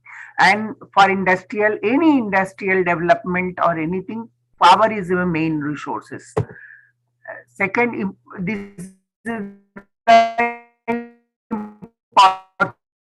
is of energy which I am telling you, and it is the most recognized, reliable, and peak demand fulfillment that we can do with the hydropower, which we cannot do with the other energy resources. I am taking fast that because time limit, I have 38 slides. Please excuse me for this. That Africa, home of 70% of world population, but account only 4% of global power investment. That required people should come and invest, because investment is required for development of power in Africa. And this, these are the basic things. Africa currently have 147 gigawatt of installation capacity, largely percent of power generation from fossil and fuel and base energy resources. Presently, only about 20,000 gigawatts power generated, and we require nearly 250 gigawatt power by 2030 years. So these are the main gap which we have to cover in the short period of only 7 years. The scenario of Africa, that is people, 579 million people remain without access to electricity in sub-Sahara Africa. That is a very great, I think it's continentally it is required to be taken up, because a lot of people, nearly 48% people required proper electricity. They are not connected with the grid section. These are the source of current status of energy in Africa. Source from oil, natural gas, coal, nuclear, and bioenergy, solar. Total 588 small hydro plants that which have less than 10 megawatt in capacity of power generation. Current status of these are the countries such as Egypt, Ethiopia, Kenya, South, increasing renewable energy supply to the continent. While some Africa, a smaller country like Goa, have amenity to increase energy target, but still they need the support from the global. Solar capacity increased by 13%, wind capacity increased by 11%, hydro increasing more than 25% in 2020. These are the figure, very good figure, but it is required still the more improvement. 25% have improved into power generation. Then potential of these are the potential available with the country-wise potential contribution of hydro Africa energy. This one with river wise, I have just said it, that can we go through that detail, because I have to cover many other this small hydro has a long track record of providing energy. Africa have 1892 that has started the high micro hydel. That was a very, and still Tanzania more than 16 small hydro system installed during 1960 and 70 are still operation. That is a great thing which and still only required these are the projects required to be upgraded, because power can be more generated from these projects.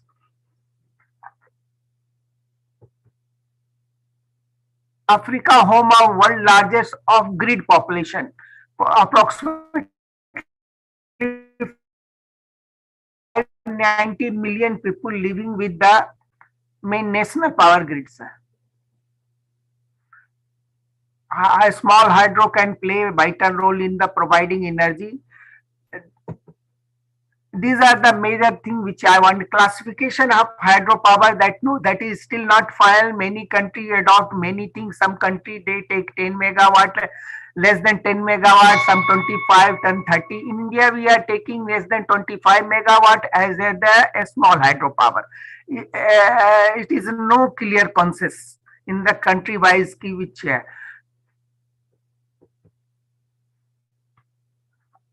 these are the figure which I am classification of hydropower. Hydropower comes with a 30 megawatt.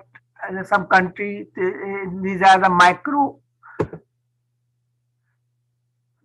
Small hydro schemes are classified into two.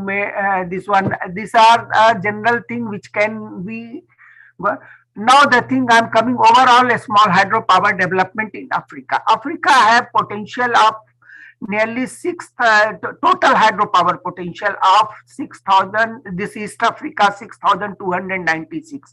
Only installation capacity is 209.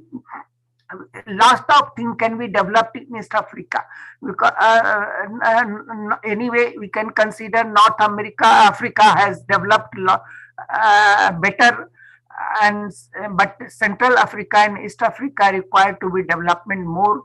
They have lot of potential for hydropower development.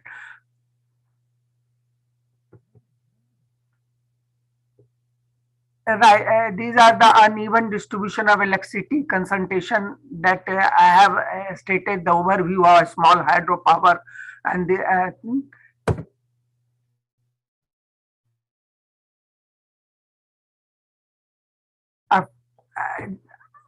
largest untapped potential hydropower development. New projects are already increasing hydropower capacity, but still that already I have said that 588 a small hydro which can be increased to the thousands of a small hydropower can be taken.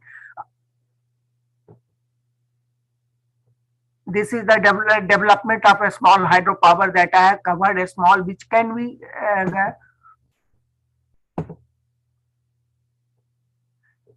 these are clean energy, general tap, a small hydro, 13 capital less are considered renewable energy. These are the general term which can be gone through.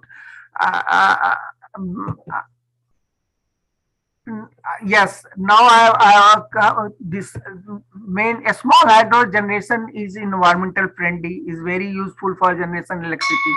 Particularly, we can take up the matter for other resource like other development irrigation with the hydropower, agriculture irrigation development, fisheries, and other thing we can take up with the hydropower, a small hydropower.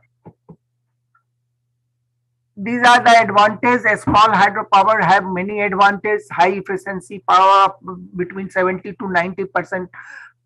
Best energy technology can be high capacity factor 50% compared to the solar that is 10%, 30%. High level of predictable vary annual rainfall pattern naturally depend with this then it can construct 50 years we can get once it is established it can give more than 50 years. Some of the now we can see 100 years are hydropower is still running in very good conditions.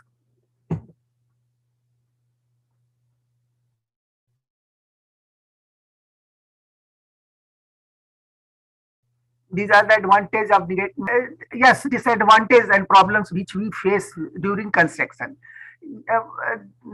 There's always minimum useful power output available from given hydropower which limit the level of expense. Cost wise also there we can say the main people are not able to afford. So people, I will always encourage the private people participation because that will help the private party to come and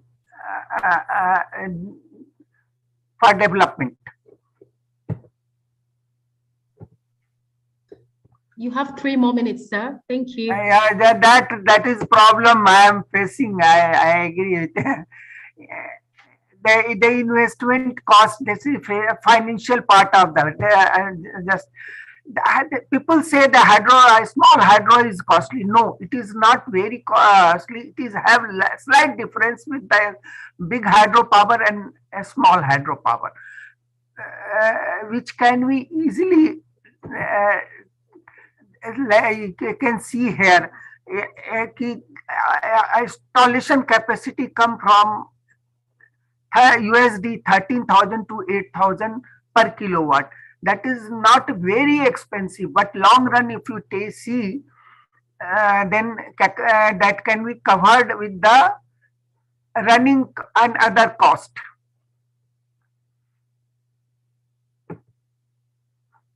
A small hydropower number of real world project development country like Arena has between USD 0.02 and USD 0.1 kilowatt, making a small hydro very cost competitive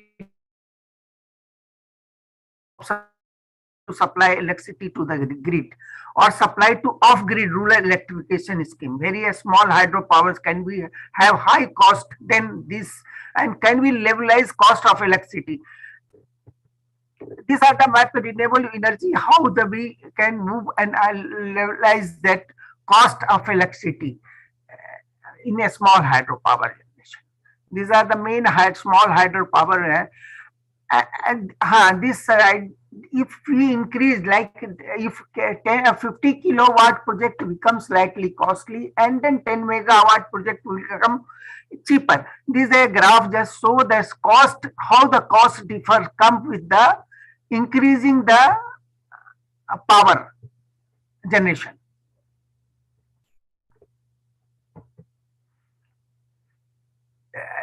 Apart from this, I want to add one thing. Africa, as per my study, is required explore the investor to take project and necessary facility required to provide by the government. Then PP model, like private people participation is required to implement the, because and beneficiary are owner of the project. That will be affect a lot of people, lot of project to come in the rural area. Or before starting any major project in Africa, there should be a small hydropower project which can facilitate or supply power to the major project. These are the things I wanted to cover it, but which I cannot cover in a short time. But it is true that hydropower, that is affordable energy prerequisition. Then another thing, continental basis, the grid power supply.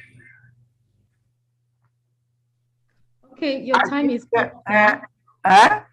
Your time is up now. Oh, no, that's already off. Yeah. Thank you, Glory. Sorry, because I was not aware with the time. Otherwise, I could have made it in a short form. I understand. Thank you so much for your presentation. Very enlightening. And I'm sure any question can just send me. I will be replying that.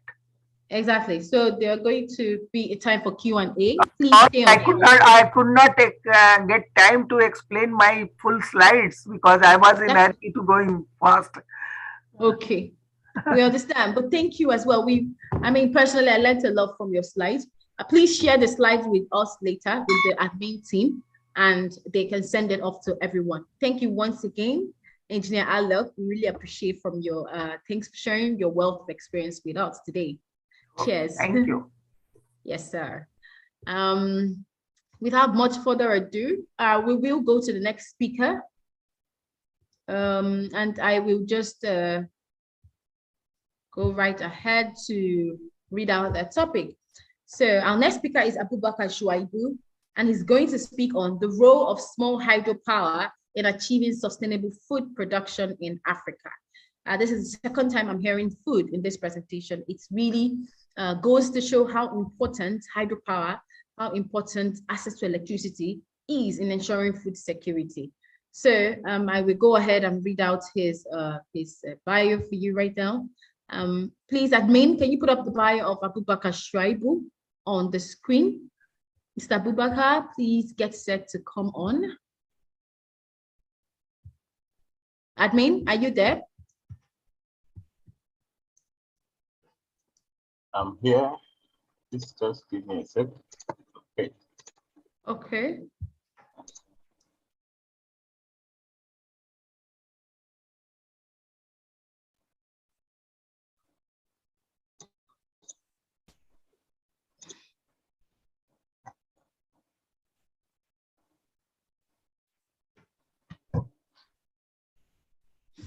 There you go. Abubakar Shuaibu, he's an undergraduate of electrical and electronic engineering from Abubakar Tafawa Balewa University, presently working as the founder CEO of the Youth Development and Climate Change Advocate, whose work in climate and renewable energy makes huge impact. His passion for climate and renewable energy has ended many opportunities that saw him serving in many organizations. He has attended several seminars and workshops, which includes the Yali Fellowship, Oxford Climate School, Climate Reality Leadership Summit, Student Energy Fellowship, and Student Energy for All Forum in Rwanda. He's a member of several organizations, including the Institute of Electrical Electronics Engineering, Young African Leaders Initiative, Renewable Energy Association of Nigeria, NSE, Yungo and UNFCCC, among others. Currently is the founder CEO of Green Energy Mission Africa that seeks to improve energy transition in Africa by engaging youth as the next generation leaders toward accelerating the transition to sustainable development. At the age of 24, Abubakar has established himself as a climate change champion and role model to many. He has many certificates in renewable energy. Amazing. Please give him a round of applause. I really like to see young people who are standing up and taking the lead and being a voice for a better climate and for a sustainable environment. So we welcome Abubakar Shuaibu right now. Please feel free to share your screen. You have the floor now. Thank you. Thank you very much, Glory. Shuaibu is having connection challenges for now. So maybe we just go to the Q&A. When he's around, he can make his presentation. Of course. Hello to everyone. Can I go ahead? Yes, please. Okay, thank you. Amazing. We've had the chance to hear from 5 speakers with over almost nearly 150 years of experience right here, guys. Like, imagine sitting in 2 hours to listen to over 150 years of experience in a certain subject matter. I think it's amazing. I think it's a privilege. So I like to ask you now to ask your questions. Our speakers are still online. Please feel free to type in your questions on the chat box. And I want to please ask Yasmin how we will do this, like what's the better way to do it, to let the participants unmute themselves and ask questions, or to write it on the chat box. Please let me know. I'm also looking at the chat to see if there are questions. I think those that are ready with the questions now can just unmute and ask. Then we pick the ones that are also online. All right, so please, if you have a question, you have the floor now, like all of those wonderful things that Anton shared, Michael shared, Priscilla shared, and Alok shared, and Emmanuel shared. So please, I'm sure there's definitely so many things to say. So please put your hands up if you have a question, put your hands up like this so that we can call you up. And if you're not able to talk, you can begin to type your questions on the chat box. So I think Urias Taylor did drop a question. He said, the current rate at which climate change is impacting the world by extensive dry period, are we not at risk to have drop in hydropower generating capacity? That's from Urias Taylor. Okay, I think any of the panelists can please take that question. What is the risk of climate change to hydropower production, especially with reduction in rainfall or reduction in effects of flooding? How does that affect? Does that have any effects for hydropower electricity generation? Who would like to take this? I can call up anybody. Okay. Okay, I'll let you know. Okay. Just like you said, climate change does not only come with droughts or shortage of water, like we've experienced in Nigeria, in Lokoja, and some other parts of the world. It also comes with flood.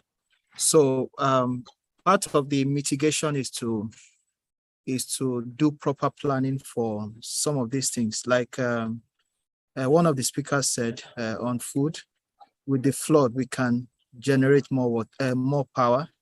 We can also use the water to grow, for irrigation, to grow more food. So and then in the areas where there are droughts, there are other energy sources that can be used, and there are other technologies that are currently being pushed that will make water usage more efficient. And then I think Anton Louis talked about pump storage. In cases where water is not readily available, pump storage is used. You can use maybe wind to pump up, and then in the daytime you can use it to generate. So there are many things going, but climate change is something we have to deal with. Thank you. Amazing. Thank you so much for sharing that. And I hope that answered your question. Someone else is talking? Okay, go to the next question. Olaide Olawuwo, I can see your hands up. Please unmute yourself and ask your question. Please go straight to the point. You have 30 seconds. Thank you. All right, thank you. One, I observed that the time given to the presenter are too small to my perspective. So you can split a program further so that the people with the wealth of experience, they can actually help the audience. Then two, what is like, for instance, the person speaking from Chirodam, I think previously two speakers, I want to ask her that what is the corporate social responsibility of the Chirodam for the people, the community living in the downstream? Thank you. Thank you. Somebody? Okay. Yes, yes, Priscilla. that's me. That's for me. Thank you. Laide, I'm very happy you asked this question because just recently, in September, we held a sensitization campaign for communities in downstream. We started spilling in September, and as as climate change we have it, the amount of spill was unusually very huge. So which comes back to the question the other person asked about the impact of climate change to hydropower operation. The impact has been tremendously huge. Usually what we do is we have a hydrological service that we have data that we postulate based on previous readings, previous experiences. These data are just manipulated just to control the opening of our gates. What I mean by gates is it is a facility that enables spill excessive water from the dam. So how we've been able to do this is we've been able to liaise with stakeholders. Like Ishiro, we have 12 districts. When we held the campaign, they came around to sensitize them. But guess what? In the process of sensitizing, we got to notice that there was a gap. The gap was that we're supposed to not just sensitize, we were supposed to have a post impact sensitization. Secondly, we were supposed to hold the sensitization like few months before it started raining, before flooding started. So you see, that's how fast stakeholders engagement can bring solutions. So I hope I've been able to answer the question. Amazing. Thank you so much. Yes, that makes a lot of sense. Thank you for sharing that, Ms. Priscilla. And I think we have our next speaker on the call now, Abubakar Shuaibu. We introduced you already, but it looks like there was a struggle with network. So please feel free now to start your presentation on the role of small hydropower in achieving sustainable food production in Africa. And for the rest of the listeners, please get set to ask your questions at the end. So admin, can you confirm that Mr. Shuaibu is already here? I think I saw him join the call. Yes, he had joined. Mr. Shuaibu, if you are here, please, you can go ahead and speak.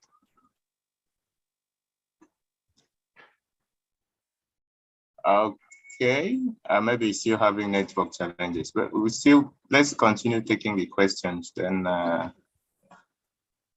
Yes. Okay. I can see your hands up, Ms. Priscilla. Yeah, I think he said I should. Yes, I have a question for Mr. Jani, Engineer Jani. I heard him talking about fabrication for turbine. So that's our field also, but I wanted to know what type of turbine do they fabricate? Because I know we have different types of turbine, like the Francis turbine and the rest. So which of them do they really fabricate? And what's their fabrication standard? Do they have reference? Do they have any standard they refer to? So that's all for me. Thank you. Most welcome. Abubakar Shuaibu, I also see your hands up. We'll get to you. Mr. Engineer Emmanuel Achani, please, there's a question for you. Okay, sorry, I missed the earlier part of the question. I heard, do they have standard? Is that the only question? Oh, I wanted to know I heard you talking about fabrication of turbine. I understand that like the Shiro, then we use the Francis turbine. So which of them do you really fabricate and to what standard? Because I know Cross Charts actually fabricate for us, and these OEMs are very, very rare. So what type do you actually fabricate? Or what's your standard? As I mentioned in the presentation, the first turbine we worked on is cross flow. Therefore, smaller, small hydropower. At Shiroro, you handle mostly large. But if there's a need, we can work on it.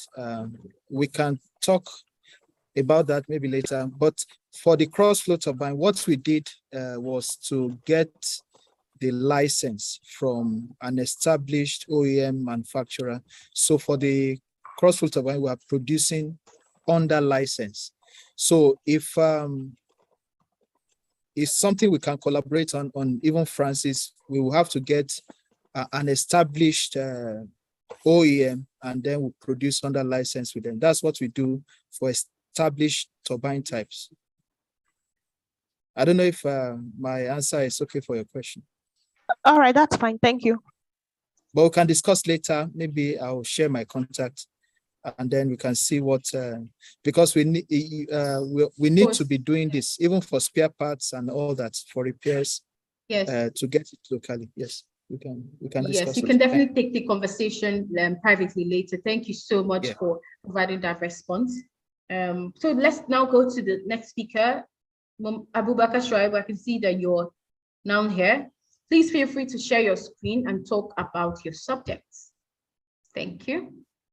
Shoaib is trying.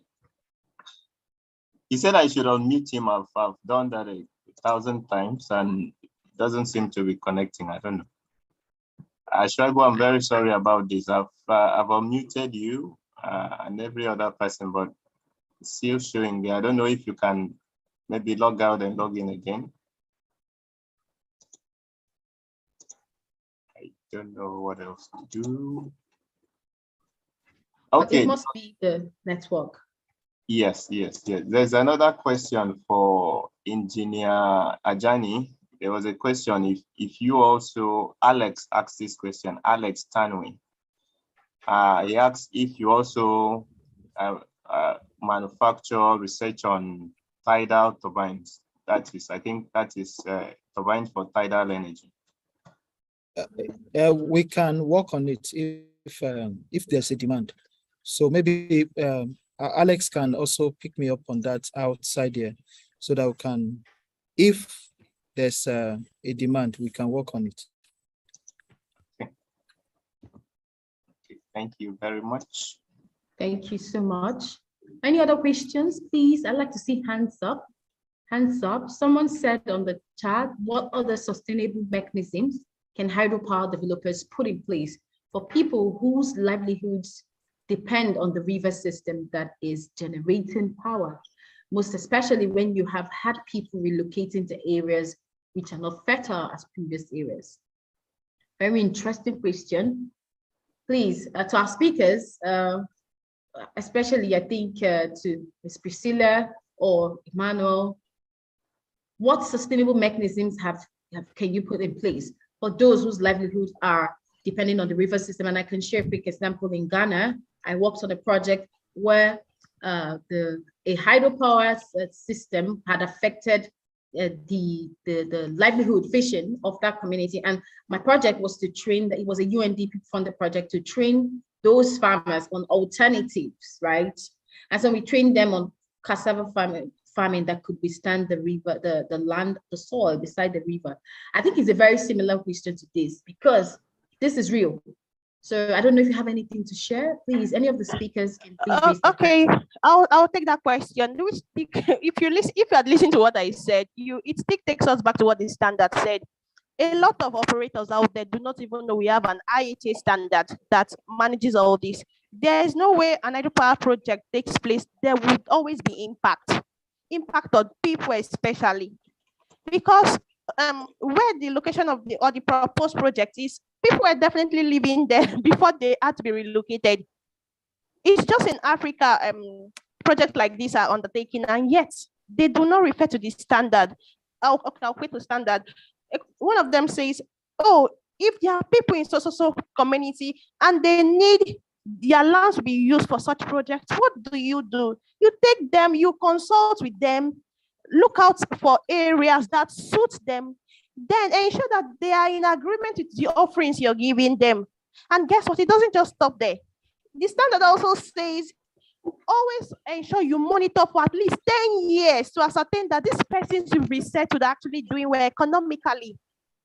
Meaning, if their source of income was 10,000 naira per day, because you resettled them, that does not mean they should go back to 1,000 naira. So the answer still boils down at the standard. Like you said, you did a project in Ghana. Which of the standard? Did you refer to the IHA standard? Hello, Glory, that's for you. Oh, I said I worked with a company that did that, right? And they did build a livelihood sustainability project for the community members. Okay, you understand that there are two different questions here, right? So when they built that, asked a different question on the chat box, and I shared a different experience. So that yes, yes, we're still talking about the same thing. Like for your project, the project we did with UNDP, the operator was supposed to refer to what the standard says, have a consultation meeting with these guys, ensure that where they are relocating them to is favorable. Like the question that was shared in the chat box. What are the things put in place? Those things put in place will be captured during consultative meetings. Like the IHA body also have a certification body. If you reach them because you want to set up an hydropower station, they give you that scenario. They always refer to impacted people that needs to be resettled. When the standard is followed, yes, all these things are solved, but we can't just keep saying a lot of things online. It doesn't work that way. Yeah. Raya Taylor, I hope that answered your question. Yes, okay. I want to check the chat box. Before we go, can everyone just put on your video so that we take a screenshot of everyone around for posterity's sake? Yeah, thank you. It's nice to see your lovely faces. Thank you. Thank you so much. Thank you. Yeah, thank you very much. Thank you.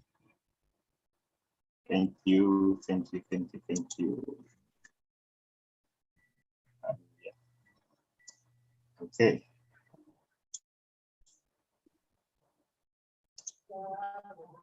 Okay. Thank you. Just to remind us that TONIPASH Sustainable Energy Talk happens every month. We bring a topic that we see the community that is good. We need to shed more light on the challenges we are having around the energy sector, especially in Africa, because of the various regions and continents in the world. Africa, sub-Saharan Africa is really lagging behind in terms of energy accessibility. So there is need for us to continue advocacy, continue speaking on this topic. Do that continuously. I'm sure the ripple effects are being felt by the connections we've shared. For example, Engineer Ajani was introduced to me through the HPNet team because of the event we attended together. So as we continue to network with each other, I'm sure everyone today has learned a thing or two, and you've known who to talk to in terms of if you need capacity, manufacturing capacity, or training as it pertains to hydropower in Nigeria and in fact the entire world. So this is the reason why we host this event every month, to bring to fore what different organizations are doing to see how we can reduce the number. You saw that we're close to 600 or above 600 who still don't have access to clean energy in Africa, and electricity in Africa. So we are not talking about the clean cooking part, which is close to 1 billion. So this is what we need to continue to do. So I want to thank our panelists so much, Priscilla Obod. I want to thank Engineer Ajani. I want to thank Engineer Michael. I want to thank Mr. Alok. I also want to thank Mr. Anton. I think everyone on the call today was one form of an engineer or another. So I want to thank everybody. I want to also thank Swaibu, who could not connect. I don't know what happened to network today. Thank you so much for taking your time to join us. And also I want to thank our very experienced moderator for moderating this event and making it really entertaining and impactful. As someone mentioned that the time is not enough. Yes, we understand that the time is not enough. If you can look, we just spent 2 hours and it looked like 20 minutes.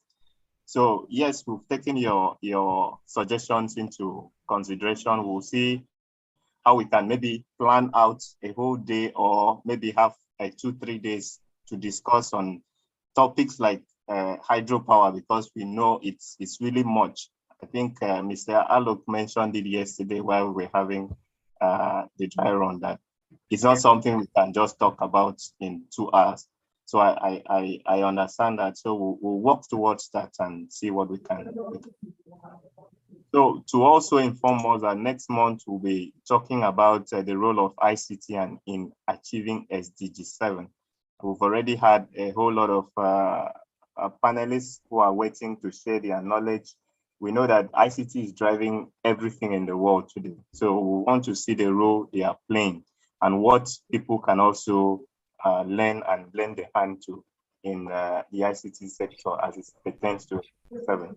So I hope you register and join us by that time.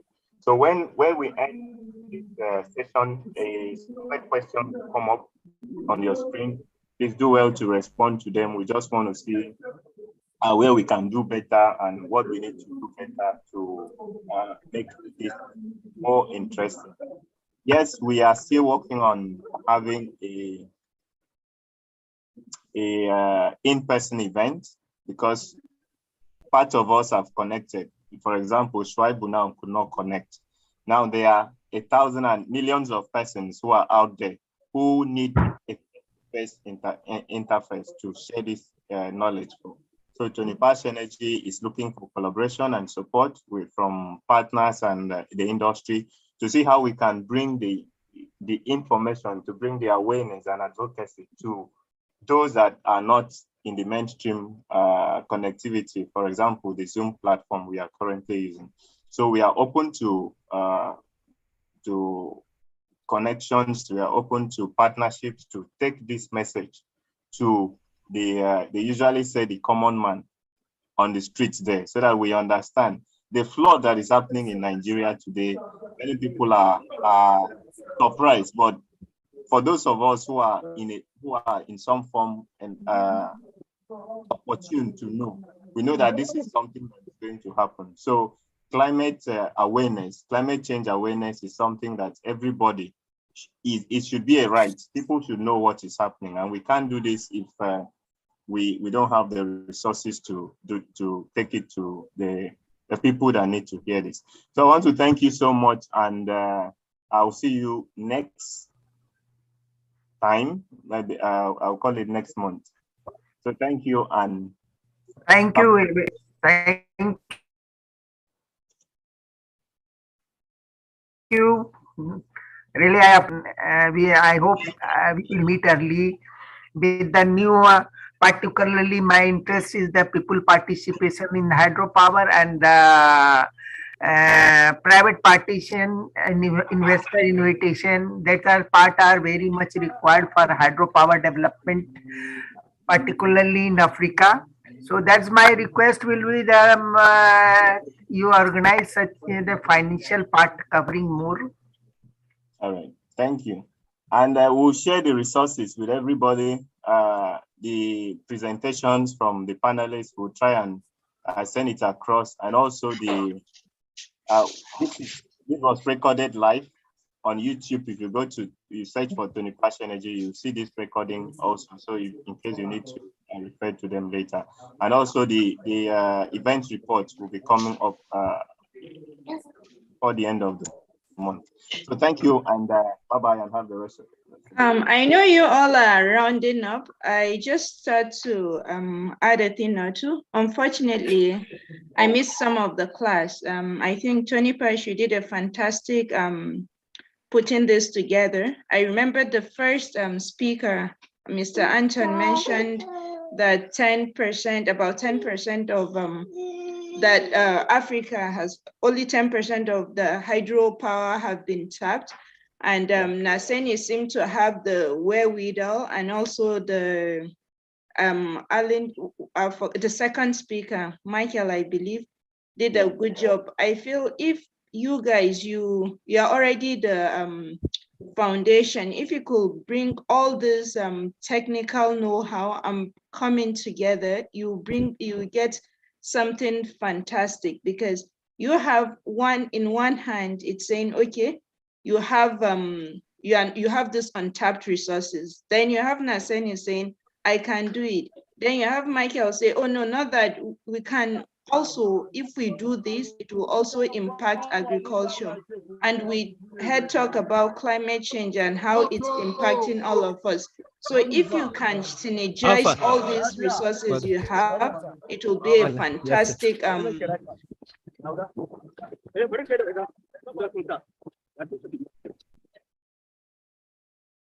Okay, thank you very much for that insight. Yes, we'll work with Engineer Jani and the rest of the panelists to see how we can have, maybe even at a national body level, like maybe Nigeria, we have a discussion around how the different agencies of government and the private sector can work together to make this happen.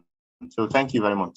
And thank you again, everyone, for staying on this call. I think this has been like the most engaging session that we've had over the last 7 editions we've had.